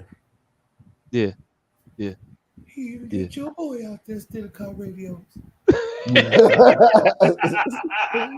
give me the $20. $20. He turn around selling for $100. Sell it for $100. Ray don't care about nobody but Ray. New car for Ray. New house for Ray. New clothes for Ray. So the thing is, the question I got is one. Had he not Monique is Ray. Had he not bounced and told that nigga his son was shot, would he have not known? Would that whole movie, he's like, what, J-Rock? Hey, look, if they would have kept that shit a secret, Deuce would have been 9,000 strong in the streets of South Central. Right. Hey, Bobby Johnson would have came out like Cyrus from Warriors. Hey, look, Bobby Johnson. Hey, you know what he did, right? You know, Speed was a bit of a spinoff.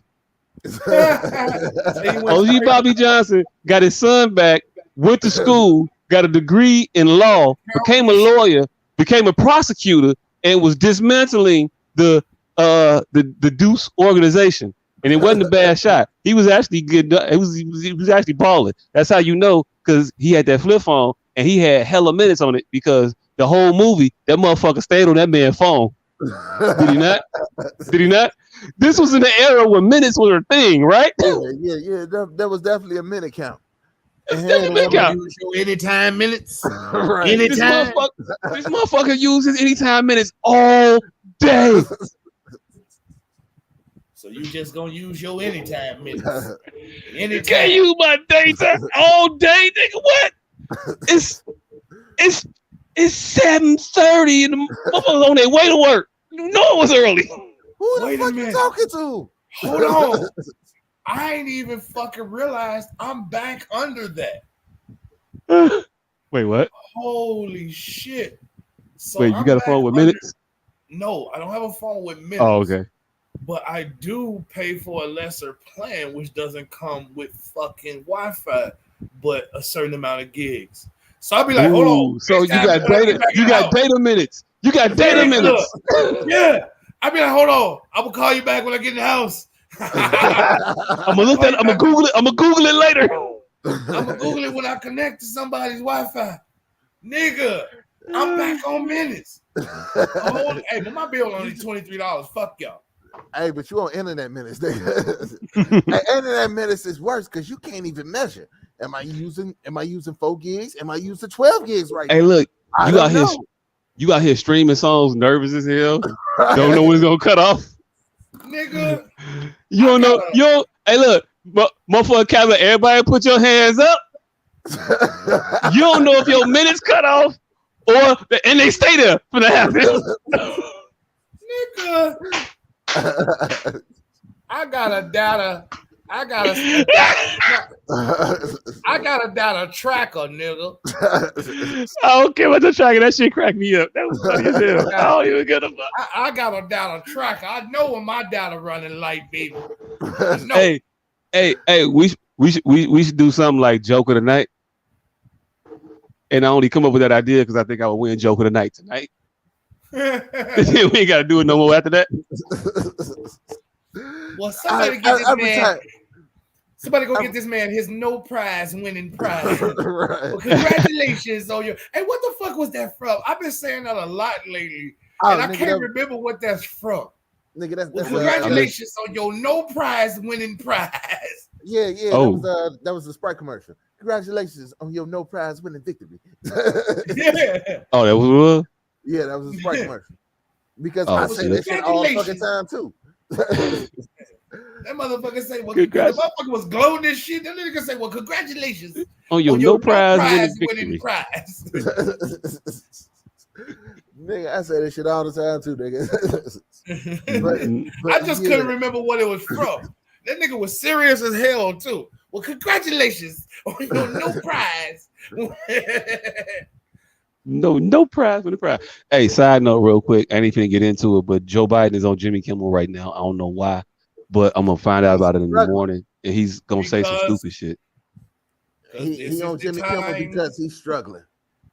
This is the time. This is when elections are won. He has to start campaigning now because Trump will be back campaigning in January. Fam. He is not trying to win this election. He is dismantling Medicare.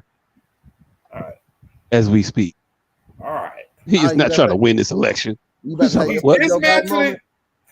Fam, do you not understand that while Clinton was putting all your uncles in fucking jail, he was kissing nigga baby? Come here, little nigga baby. He did that as Arkansas. That crime bill followed him from Arkansas to the prison. Hey, look, why you acting like this motherfucker went right there with it? No, what I'm telling you is you said he's not campaigning. He hopes you don't know you dismantling Medicare and only watch Jimmy Kimmel. He's campaigning. Hey, look, no, that was my point of saying that. Like, he's doing this as though look, I don't know. Hey, look, we know you taking apart Medicare. You're privatizing Medicare right now, fam. It's a thing you're doing actively. But hey, look, you're on Jimmy Kimmel. Fuck it. Hey, look, Jimmy Kimmel don't give a fuck about you because they did the reverse camera on the back of his head for a very long time. He is very bald. He is very, very bald on the back. There is nothing to comb over there. Hey, the other part. Like, why we make so many jokes about Trump here, but none about his? He is definitely pulling over 17 strands of hair across his entire scalp. Hey, because how often do you see Joe Biden?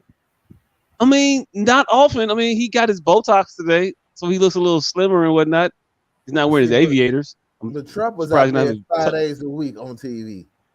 That's why. Hey, look, doesn't make it better.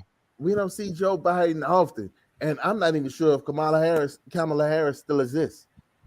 Oh no, she exists. She's actively out here putting her foot in her mouth. Hey, look, I wasn't trying to talk about politics. It's just depressing, fam. I know you was about to get into your fuck Joe Biden moment. I mean, no, it wasn't even a moment. It was just, that was a drive-by. We was talking about L.A. I was on my Compton shit, South Central, whatever. I don't know the difference. Either way, Buster. Either way, Buster. I ain't from there. I don't got to know they differences. Shit. Hey, South Central, Compton, same shit to me. You know what the funniest shit is? I'm from Chicago. I'm gonna. You know what the funniest shit is? I think California was the only place that scared the world. Like the way that they do in Chicago right now. I think California is the only real place that did that shit. Hey, yo, look, not for nothing. They had motherfuckers scared to wear colors in California. Period. Yeah. They did. I guess some motherfuckers. I still went out there with my motherfucking Cubs hat, and I didn't even want to wear a Cubs hat, but just cause I don't know, I'm lying like a motherfucker. Was fully grown and not in the middle. Hey, look, I was definitely fully grown. And I was also just lying. I did not like try to wear my Cubs hat. Like I didn't actively not wear colors, but I didn't actively like wear colors either. Like if this this green sweater is gonna look good on me today, so that's what I'm wearing. I'm talking about motherfuckers actively didn't even pack their red and blue shit. That's what I'm talking about. I ain't gonna need neither one of these colors the entire time I've been in California. I ain't gonna need this shit at all. Hey, but we're doing the 4th of July pageant. Well, bitch, it's gonna be a white 4th of July. Right, 4th of July. White 4th of July. It is fucked up. Why can't my people would free? You would think the flag would be the most neutral shit possible. But actually, no. Wait, hold on. The flag favors somebody. It do because it's 6. No, the stripes is red and white. The stripes is red and white. It's 6 red. That's how it favors, motherfucker. Because they red and white. But the panel is blue. It's much more stripes than it is panel. You're gonna have niggas cutting the stripes off trying to match it up against the panel. Like, hey, look, you are gonna have motherfuckers start measuring stripes against the panel. Wait a minute, hold on, fam. This is if it ain't equal, gonna burn the motherfucker down. I don't know. Real quick though, shout out. This shit reminded me of I still watch battle rap. I know it was a phase for some of you motherfuckers, but it's still a lifestyle for me. Shout out to the Asshole Professional for the login shit. Mm-hmm. Yeah. I'll be fucking. I don't know if I fucking with algorithms or not, but I definitely be like voting on battles on your account. I don't know what level of fucked up like in terms of like Netflix like Netflix courtesy. Like if you use somebody else's Netflix shit, you don't like search a lot of bullshit. You kind of watch shit that's in line with you don't want to fuck the algorithm up. But yeah, I definitely vote for motherfuckers on your shit. I don't know if you would vote for them too, but I feel like they won, so I just hit the button because we right there. Fucking up your whole algorithm. I know. I'm about to get a whole bunch of motherfuckers that I don't even like just because this just go for them. Hey, look, it is what it is. But shout out to Trufo. If y'all know Ultimate Madness tournament is going on right now. Trufo beat Geechee. He mocked Geechee too. It was close, but it wasn't close. Has anybody ever made fun of his name, Geechee? Oh yeah. I mean they do, yeah. It's Geechee. I mean, yeah. The Trufo is allegedly a folk on a hustler from the north side of Chicago. And yeah, this nigga bars, this nigga be rapping about these north side streets like they're hard. Like, yeah, from Hazel. Like, hey, look. I've been on Hazel. Hey, look. I was gonna kill Patrick because I killed Patrick. Like, wait a minute, hold on. Wait, but what didn't kill Patrick? Right. That sound like Ravenswood, fam. Not to be a contrarian here, but Northside is like one of the most dangerous places in Chicago. No. But he be naming intersections in Ravenswood and Irving Park. Parts of the north side, like I know Howard Street over there in the buildings over there. However, there is nothing in Hazel that is dangerous there. I'm about to say because I grew up on Juneway Terrace, nigga, and that's why I got impaled at with a sword. I know about Juneway. They do a bunch of shit up there because everybody thinks it's soft, so they go above and beyond up there. Like, motherfucker, why did you have a sword, nigga? We just gangbanging out here, and you a fucking whole pirate. Hey, look. Motherfuckers get weapons of access. Why y'all got? Why y'all knives? No. Why y'all got? But if you got plenty knives, but also a sword, you picking up a knife. You going to the kitchen. Hey, If you know nigga, it's in the den, there's a sword. Fam. There's a whole katana hey, in the hey, kitchen. hey, Well, nigga, in the den. I'm not going to the kitchen to get this 7-inch butcher knife. No, I'm not. No, fuck hey, that.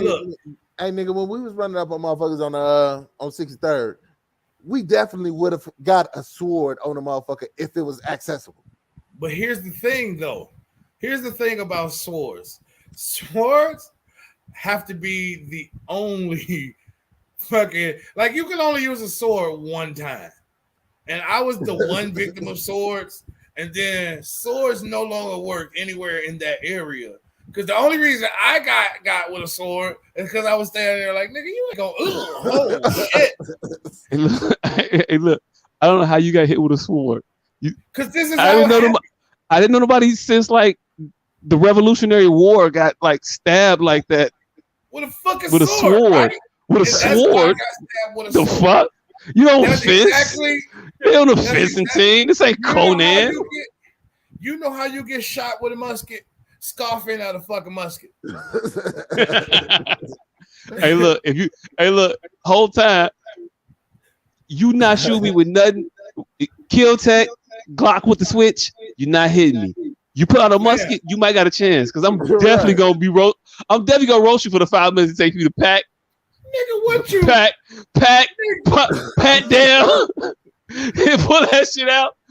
Get your flint, light it, pull it back. Yeah, I'm gonna have a lot of jokes. I might like mistime it. Hey, nigga, you might be the first motherfucker to get hit with a musket, but you won't be the second motherfucker to get hit with a musket. Exactly. Because after that first motherfucker get hit with a musket, oh, this nigga mean the it. whole time before that first nigga get hit. But after the first nigga get hit, you like, that nigga got a musket. When you wait, it ain't gonna be even that time. It's gonna be when y'all see that nigga again. That's when that nigga with that musket. Hey, look. We talk shit about that though, but would a musket really fuck you up though? Yes. I'm pretty sure. I don't know it. I'm familiar with muskets, but I don't know shit about muskets. To be fairly honest with you. With a rock, right? Yeah. Now picture that rock and a gunpowder slingshot. Right. I mean, yeah, like, All you said was it going to do some damage. And all yeah, like shit. Right, Damn. Let me shoot you with a rock and a regular slingshot and just no, just an owl. no, motherfucker. Right. No. And then we're gonna do a rifle powered, a board rifle, motherfucking gunpowder slingshot. And then those are the two things. I'm not saying it's gonna kill you, but what I'm saying is it's gonna do some damage. Yeah, but it's a gunpowder shot. But first of all, you pouring the powder in. You ain't got no measuring. You ain't got no measuring cup. I ain't seen no measuring cup. I saw you with this big ass funk. Like, did you get enough? Did you get too much? What happens in this? Like, I'm gonna tell you just like this, brother. Your 12th president, Abraham Lincoln, was shot in the chest. He recovered and shot the nigga back and killed him. But he was still shot in the chest. That's all I'm gonna say. He was still shot in the chest, and the nigga that he shot with the same type of gun died. So then we have two examples in this one instance. Hey, look. That's my point. One of the motherfuckers did put enough gunpowder in the motherfucker. And hey, yo, look, gunpowder measurement. It turns out it's a little hit or miss when you in the field. Hey, but the question you posed was, will it do some damage? Do you want to really find out? That's my question back to you. Fuck trying to measure the damage. Do you really? The minimum is this motherfucker just hitting you and mildly stinging. That's the minimum. Hey, look, I don't want to get hit. Hold on. Wait. I don't. Let me finish it. Y'all tell me if it's funny or not. I don't know. I don't want to get hit by my son, and he's 3. Bruce Lee Jr. was killed by water paper. But I could take it. Bruce Lee Jr. was killed by a wad of paper. I thought he was shot with a bullet that wasn't a blank. No. He was killed by a blank. The nigga that this bitch just killed, Alec Baldwin, was killed by a blank. Wait, it was a blank in the Baldwin gun? Yes. An overpowered paper wad. The look, blanks are look. Again, you see how now in 2022, niggas still ain't mastered gunpowder porn. Yeah. Yeah. I'll be right back. I gotta pay this water bill. Man, drop this motherfucking pun, nigga. I got shit to do in like 2 hours. I meant to say that before we started, but we was in such a good rhythm. All right, fuck it. We got it. One thing opportunity, and we do this shit every goddamn week. This nigga with the herbal containment units, personal protection mask, the I have none of ashtray. this shit handy right now. He ain't got none of it with him right now. Bing! Bang! Oh, Bang. face mask colored. Hey, it'll go good. I got tape. Nigga, what the I fuck? got tape. Why do you have tape? I got tape, nigga. What the fuck are you? What are you doing with this patriotic ass tape? Hey, tape. This nigga stunned on everybody in the goddamn tape game right now. Nigga, got multicolored tape. Nigga, this is sticky side Velcro tape, nigga. Yeah, that's that big shit. Nigga. This is painter's tape, nigga. This is carpenter's tape. Nah, nigga, I got tape, nigga. This nigga has a variety of tape. Is this tape for sale or you just stunned with tape right now? No, nigga. I got tape, nigga. All kinds of tape. Whatever you need to be held together, this motherfucker can help you. I got tape or paper, baby. Man. Tapes on tapes on tapes on tapes on tapes. Tapes on tapes on tapes, nigga. I have tape or paper, baby. I'm the type. I got the type of paper that tapers have, bitch. See how you do it when you do it. So yeah, get some goddamn tape, personal protection, herbal containment. This nigga is trying to keep shit together. Trying to keep it safe.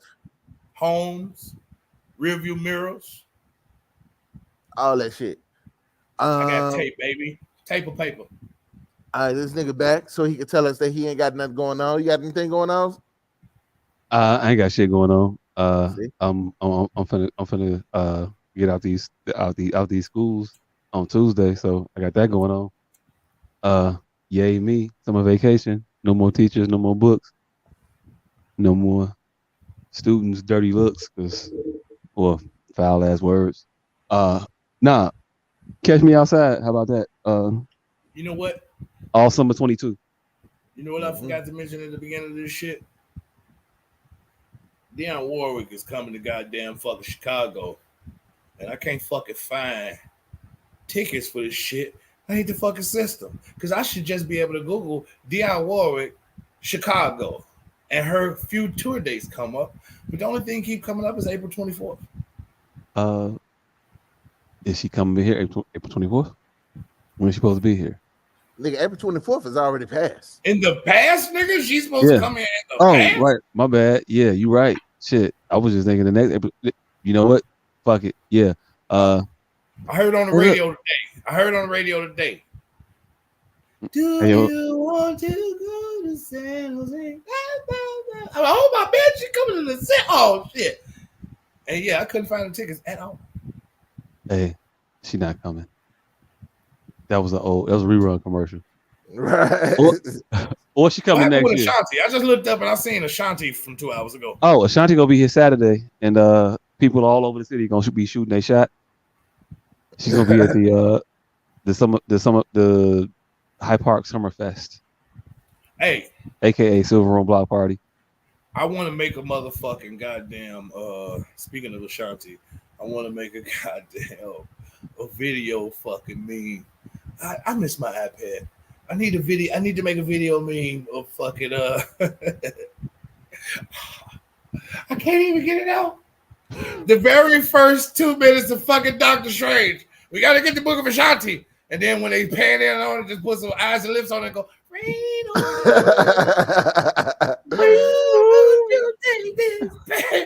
we're in the wrong universe. This is the Book of Ashanti. We're in the wrong universe. Yeah. This is the murderverse. They start calling it the Book of Ashanti right after that. But right then, they go get to the Book of Ashanti. And then they pan in on it.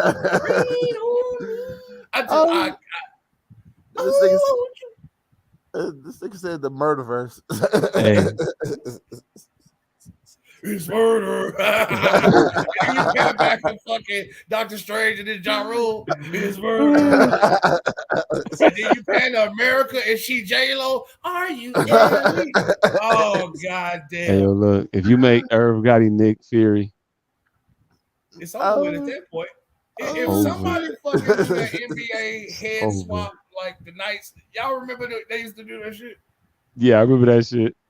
If somebody do that shit with the Book of Ashanti and Murder Inc., I would pay every dollar I got just so nobody else could see it but me. Hey, this motherfucker wanted Martin. He wanted a Martin Shkreli the meme before the meme even exists. What the fuck is wrong with you, Mike? Oh shit. You're an evil farmer genius. You're a farmer, bro. Oh, speaking of evil farmer geniuses, we didn't talk about Mark Cuban. Reverse fucking the world. I don't know what Mark Cuban did. What did he do? Reverse fucked the world. You the Dallas Maverick nigga. You supposed to know the big things this motherfucker did. This nigga is buying he's buying the rights to medicines and fucking lowering the price to like $1 over manufacturing costs. Wait, he Robin Hooding this motherfucker? He fucking Robin Hooding, nigga. Oh shit! I'm not gonna be a Mavericks fan still, insurance. He's not taking insurance because they would force him to raise the price to go by cost guidelines. No, right, he got to go by cost guidelines if he goes with insurance and gets on their pay schedule.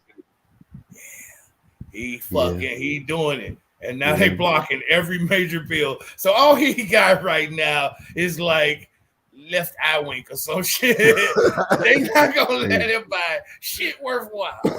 Hey, shout out to Mark Cuban for fighting a good fight. Oh no, the EpiPen sold up. That's what you call him, daughter. Manchin's daughter got the EpiPen. Well, she worked for the company that got the EpiPen, but yeah, that's her. But yeah, shout out to Mark Cuban for fighting a good fight. It was a good plan. I always thought he was a dickhead until like 2 days ago. Oh, you can still be a dickhead. Hey, you can still be that line. You can still be a dickhead. He walks across the street for regular black youth and also skinheads. Oh god, because they're the same. God damn it. We didn't fucking talk about last week Cat Williams being the fucking trying to be the new George Carlin, but again, I still gotta watch that all the way through. It wasn't worth watching all the way through, but it wasn't disappointing. It wasn't as bad. The part what I saw like a good 30 minutes of it or something like that. Like I said, it wasn't worth watching all the way through, but it wasn't disappointing. It wasn't its fault either. I'll say that also. It wasn't. I was just tired and I was laying down. So I mean, I'm old. Watching TV horizontally ain't really the thing no more. But it wasn't. People were saying it was horrible. I didn't think it was horrible. I didn't think so either. It was. I chuckled at some parts and found some parts. You gotta think about some shit sometimes. Everything ain't just ha ha ha ha ha ha ha like that. I don't know why I made. I don't know why I gave all them highs. But so yeah, Cat Williams went great value. Dave Chappelle. Yeah. Oh, that nigga's great value. George Carlin. He's purposefully angling his. He's always been a very politically centered comedian, but now his takes are borderline atheistic. They're cynical now. They're less truth telling and more conspiracy theory. The way George Carlin used to do. I'm gonna watch all the way through. I want to get this George Carlin connection you making. Just look at the chicken wing. You gotta see. Just look at the chicken wing goddamn joke that's been circulating for a while, and picture George Carlin saying that one joke, and then go in there with that mind frame. I haven't seen the chicken wing joke, but I gotta watch. I mean, this joke been floating for months. When the niggas say, "How the fuck we got a chicken wing shortage, but not a shortage on chickens?" Oh yeah, okay, yeah, I heard that one. I know that. Yeah, that so one. I just picture George Carlin saying that one joke and then going there with that. But he loves you. Right. Yeah, I get. I'm with that. Happy birthday, Kanye West. Happy birthday, Ye. Fuck who don't like it. Hey, look. Donald Trump. Fuck who don't like it. Hey, look. Fuck Donald Trump, but also happy birthday. I mean, everybody deserves a happy birthday, I guess. I don't know. Fuck him still. So that. Shout out to Ye though. Shout out to Kanye. Happy birthday. For that. Oh yeah. I want her to play this shit. This shit was yeah. So while we celebrate Kanye and his birthday, before we get up out of here, we want to just look at a couple of memorable moments from Kanye's history. This shit made me crack up when she was looking at it earlier on the Instagram. But we don't have no sound. We don't have no sound yet. Please so call. when you want to, there we go. I'll stop talking. In the past few days, the destruction of the spirit of the people of southern Louisiana and Mississippi may end up being the most tragic loss of all. George Bush doesn't care about black people. Please call. Nigga, when they say the destruction of the spirit of the people of southern Louisiana. Hey, look, when that motherfucker said that shit, nobody was expecting that shit. Right. Nobody. Chris Tucker said, "Oh shit, it's on me." He damn near said, "Man, the motherfucker don't." Yeah, we really would like some supplies in the area. We need water. Water, regular water, some towels, a lot of towels. Motherfucker was like Kanye West, everybody. Yeah, but no, put it back up. Put it back up though. This shit was great. We don't give Kanye enough credit for the shit that he's done and continues to do for the world. But you ain't got the number one most impactful artist of our generation. I am Shakespeare in the flesh. Walt Disney, Nike, Google. Now who's gonna be the Medici family and stand up and let me create more? Or do you want to marginalize me till I'm out of my moment? Or why don't you empower yourself and don't need them and do it yourself? How, Sway? Take a few steps back to go. You ain't got the answers, man. You ain't got the answers. You ain't got the answers. You ain't got the answers, Sway. I've been doing this more than you. Doing what? You ain't got. You ain't got the answers. You ain't got the answers. I'm asking the number one.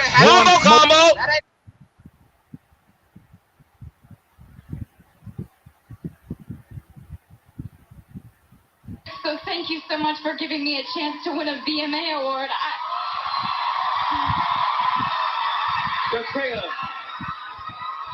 I'm really happy for you. I'm gonna let you finish. But Beyonce had one of the best videos of all time. Oh, baby, a triple. Oh,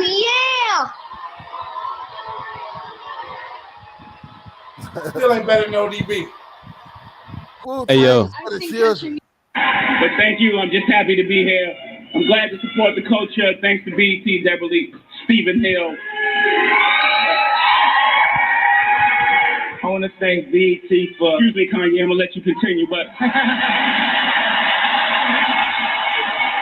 That's why it's better than ODB. Because he was right.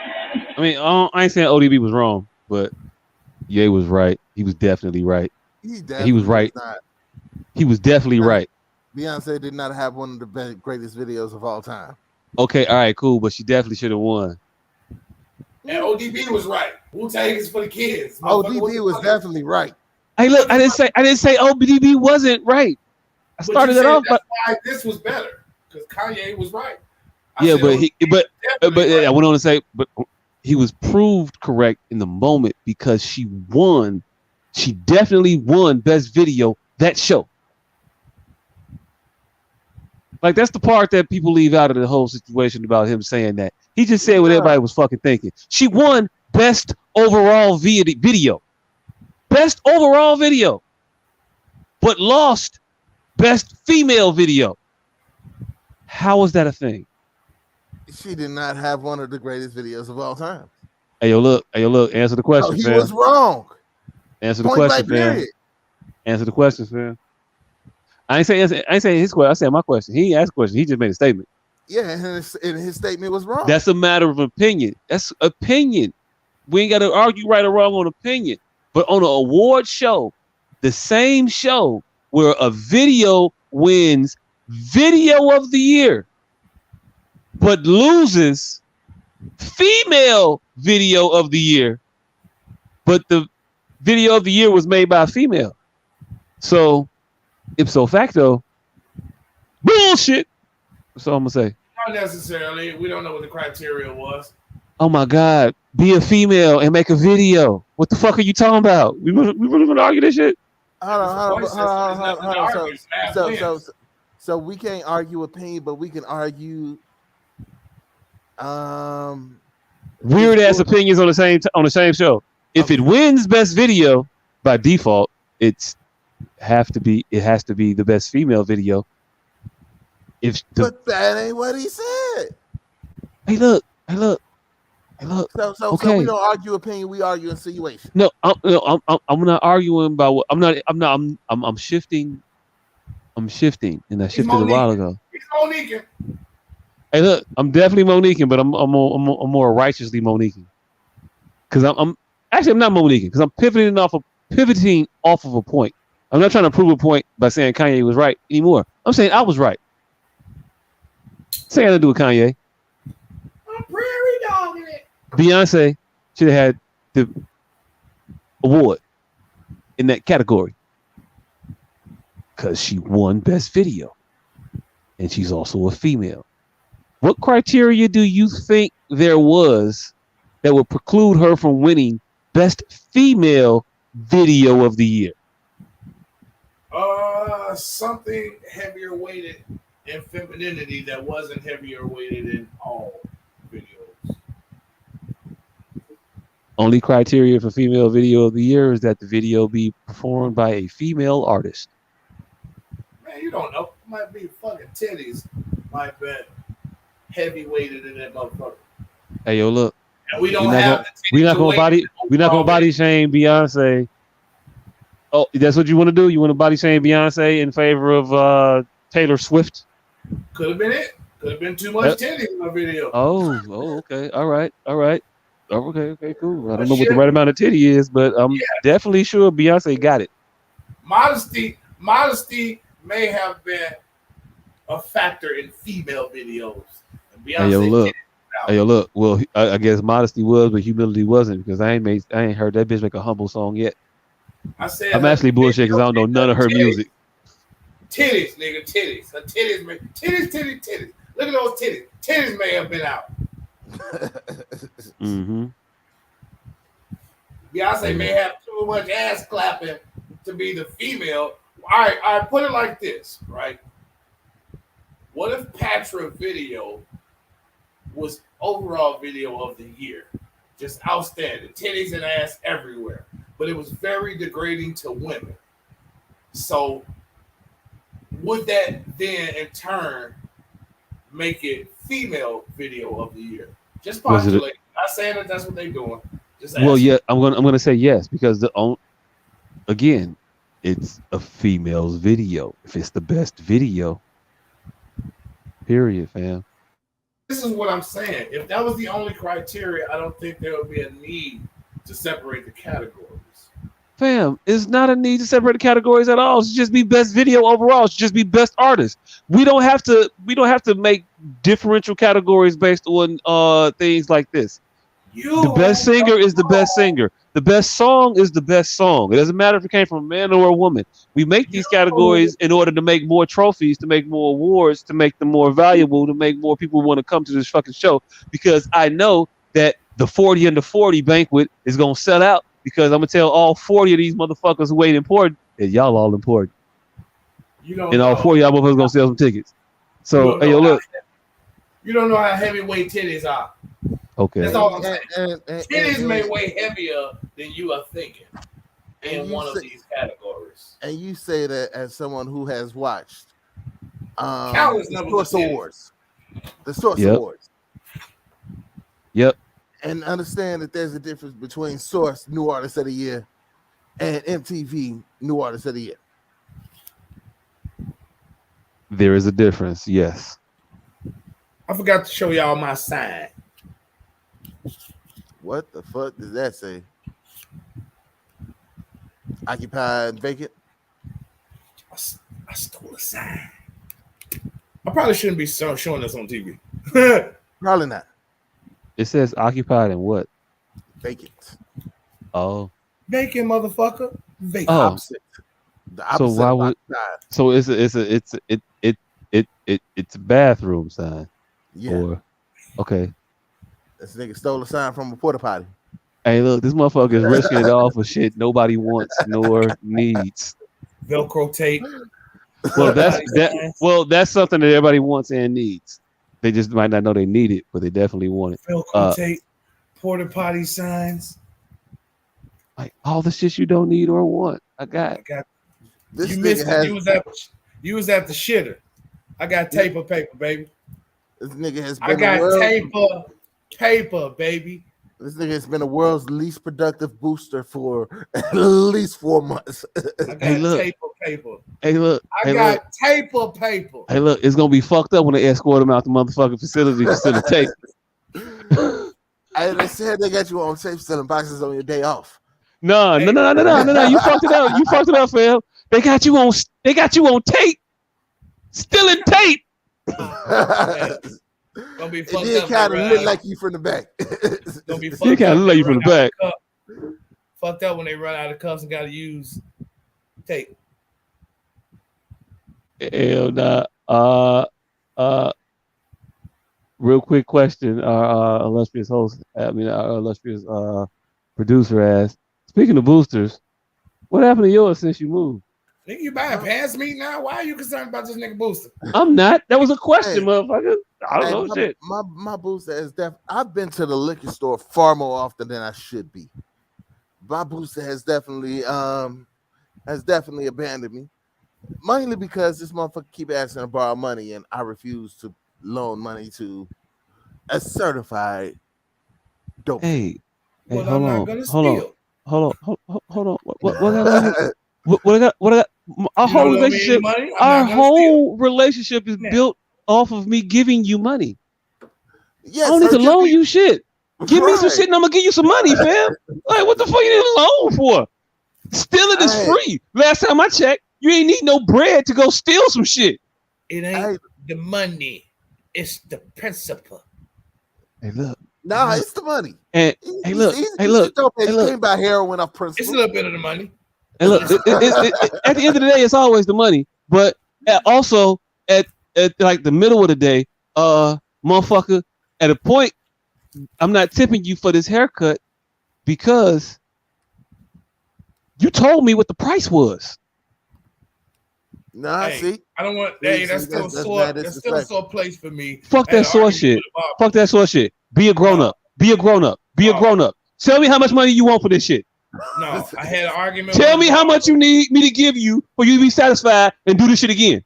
No, I had an argument with a barber, and that motherfucker told me I was supposed to tip every time. I say, motherfucker, if I tip every time, that's just the price of the fucking haircut. Hey, nigga, that's That's what the I price. I look at it as a price now. No. Okay, cool. Look at that calling price. it a tip. But just tell me the proper tip to get this shit again. If I'm tipping you, I want this shit another time. Tell me what I gotta give you to give me this shit every time, and I know what I gotta expect. And we can call it a tip, but I'm gonna just call it a price, and we just ain't gotta ever speak about it ever. But we both know what the fuck it is, and I'm okay with that. I'm gonna call him Clay. I'm gonna call him Clay. Hey, look. I'm cool if the lineup is straight. You ain't pushing my shit back. I don't know. I'm talking as a motherfucker who ain't been to a barber in over 20 years. So I'm fighting y'all battles for y'all. Hey, nigga, as a nigga that is going to a barber tomorrow, shout out to Donnell. You better shout that motherfucker out tomorrow. Most definitely. But as a nigga who's going to the barber tomorrow, I definitely tip every time. It is basically the price. But y'all don't ever speak about that shit. Nah, of course. Exactly. I've had the same barber for damn near 20 years. Mm-hmm. Hey, look. So the price is the price.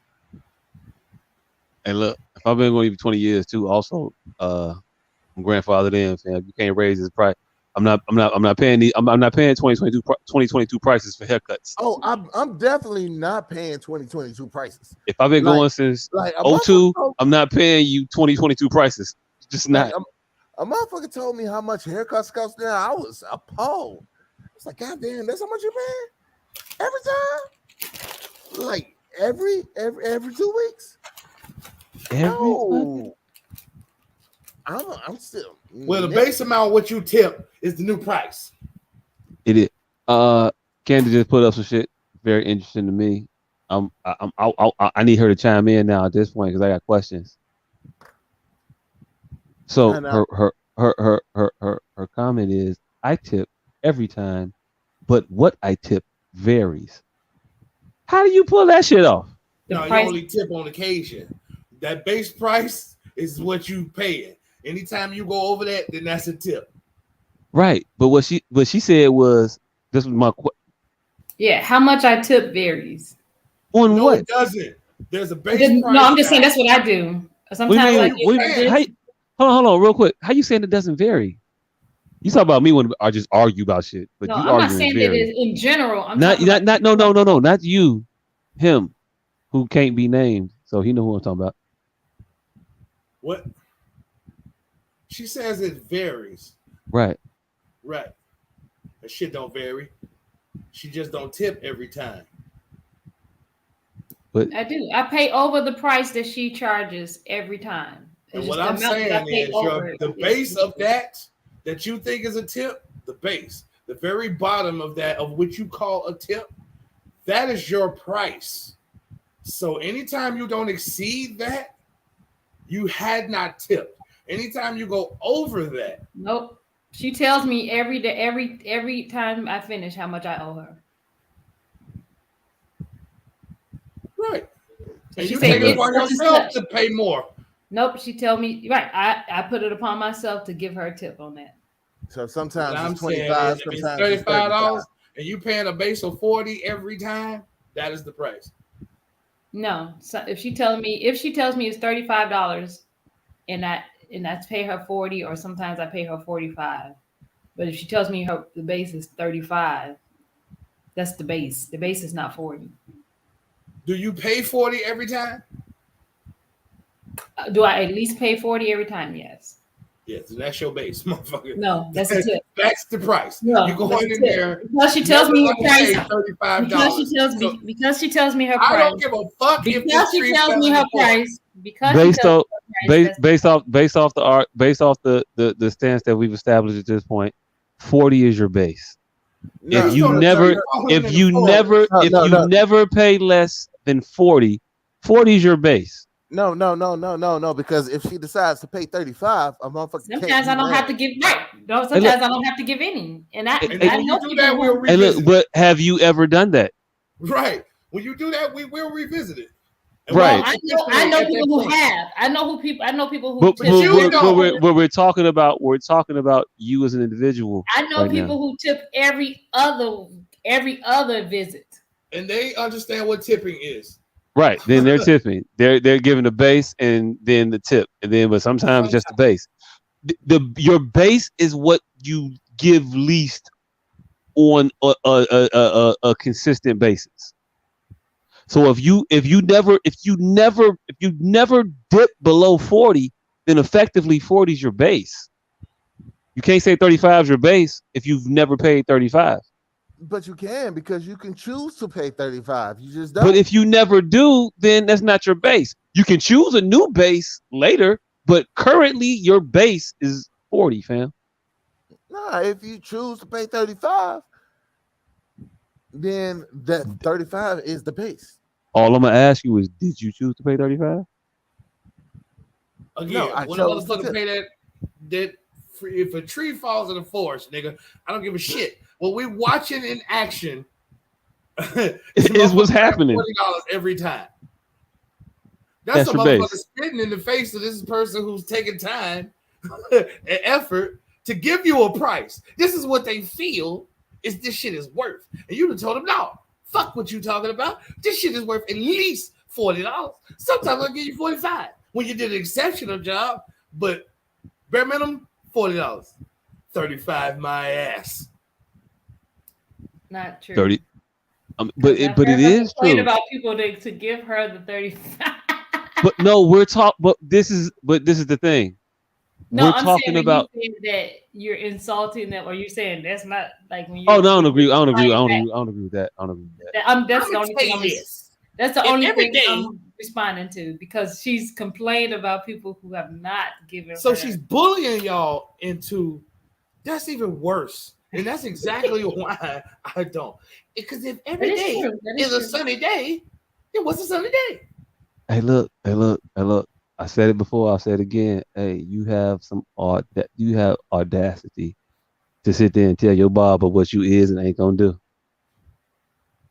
I don't even go to barbers, but I know you kind of gotta just you gotta take that one, fam. You just got to. I ain't taking shit. You gotta take that. You show up. You got a motherfucker in the chair. You show up at 2:30, and that he still cutting on this motherfucker at 2:45. Guess what you gotta do? You gotta take that shit. Every day is a sunny day. Then what's a sunny day? A sunny day. They all still sunny. Now what's now? Hey look. That is not a very good metaphor. I heard it before. It's not very good. If every day is a sunny day, then every day is just sunny. If every day is a sunny day and we want to try to define exceptionality by sunny days, then no day is exceptional. I get you on that logic. Yes. Nothing's exceptional if everything's exceptional. It was a sunny day. A sunny day. No, it's a day with sun. See, sunny denotes intensity, brother. Mm-hmm.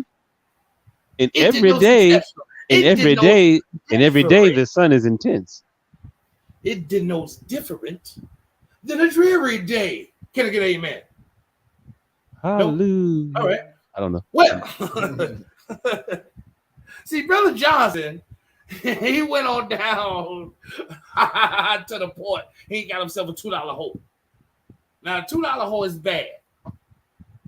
But Brother Johnson had fun with that $2 hole. Now, see, motherfuckers say evil is good. Ass is good. Get the piece of evil ass. Woo! Hey, you don't want to hear my sermon. They tell you we should. But hey, look. Could the $2 hole be the hole that you're supposed to go to? Hell yeah. If you're economy shopping. Not even that though. Like motherfuckers like maybe attribute the $2 hole to being like the filthiest, dirtiest, most unclean, unkept whore out there. What you saying? Is she running a special? No, what I'm saying is if everybody think this bitch is dirty because the price is $2 and effectively they just refuse her out of the market. No, you over logic in this. People I might be. People, what they're gonna tell you is they didn't go and then they're gonna go. This world don't work like you think it is.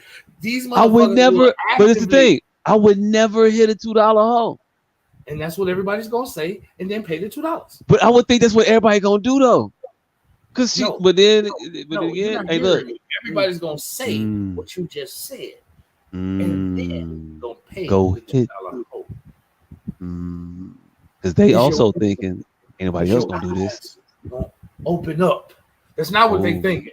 Oh, they thinking is a $2 is a good ass deal. I am not passing up this $2 deal. Oh, Warren, what? I just paid $40. What I look like paying, missing this $2 deal. So much she ain't got no teeth. That's called a velvet rub. I stopped going to the truck stop to get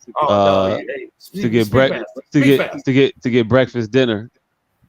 I don't know what you call breakfast and dinner. Brenner? Yeah. I used to go to the truck stop to get Brenner, and then I stopped. Because you saw the eggs being cooked by a $2 hole? Nah, because I can't. I asked myself a tough question.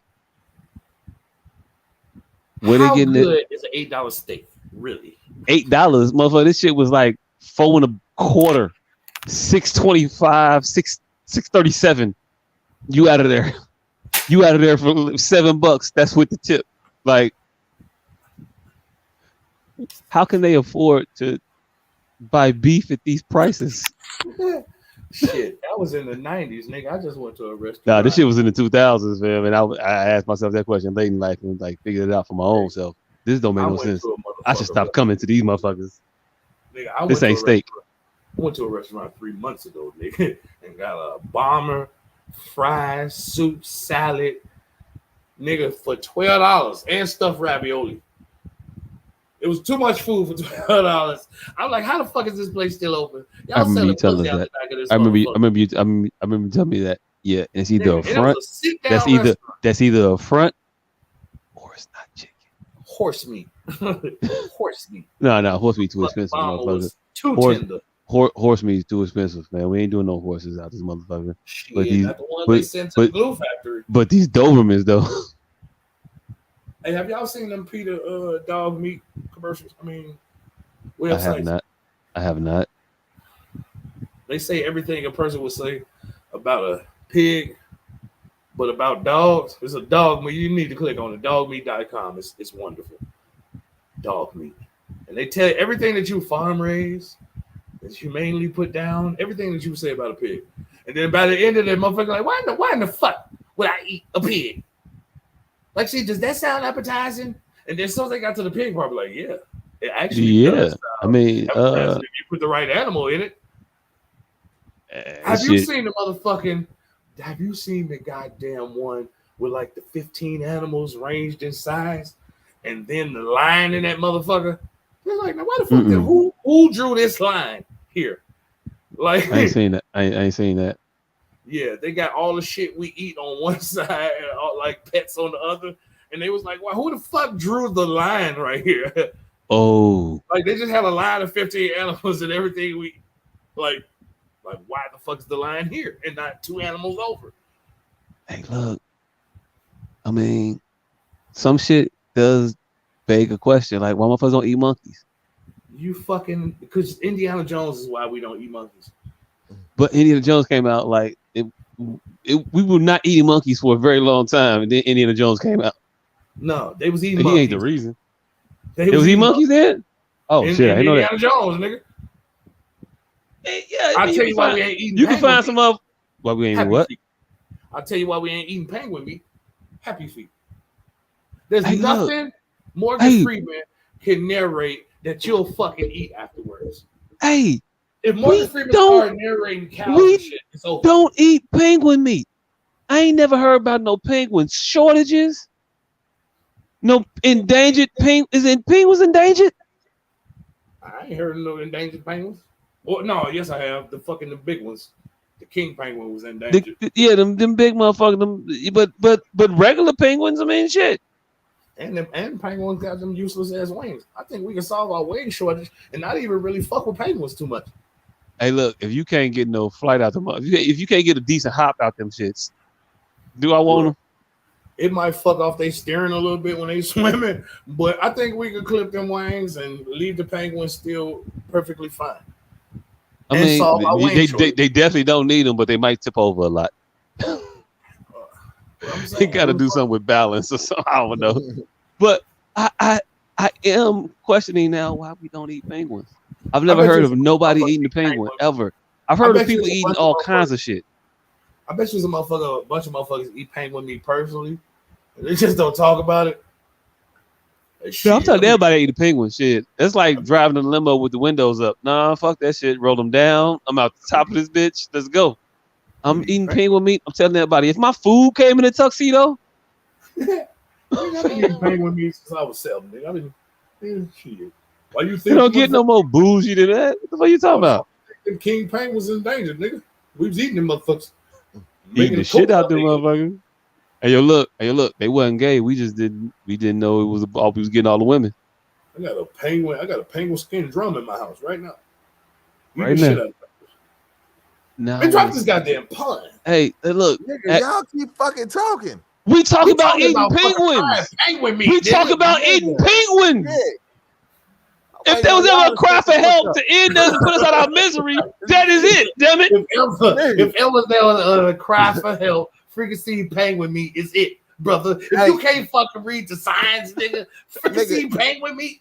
Nigga, motherfucker contemplate eating penguins. You can't tell me what not shit talk about.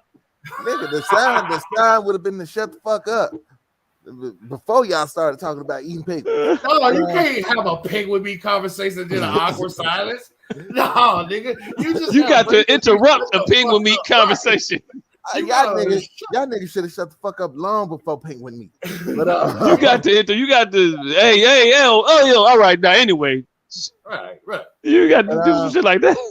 Yeah, you should have easily said, you two niggas talking about penguin meat. See, right now we talking about penguin meat, nigga. Interrupt us with this fucking pun. Hey, shout out to Kim, for providing the goddamn intro music. Hey, Appreciate I went to a goddamn party a couple weeks ago. Shit was wild. There was a motherfucker out there stepping with a dog. Shit was horrible. Them dog couldn't step for shit. Had 2 left feet. Yeah.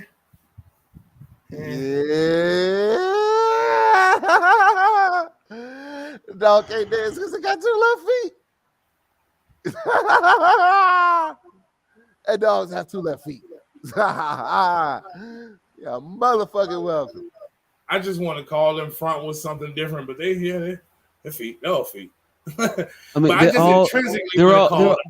he got 2, but 2 right feet though.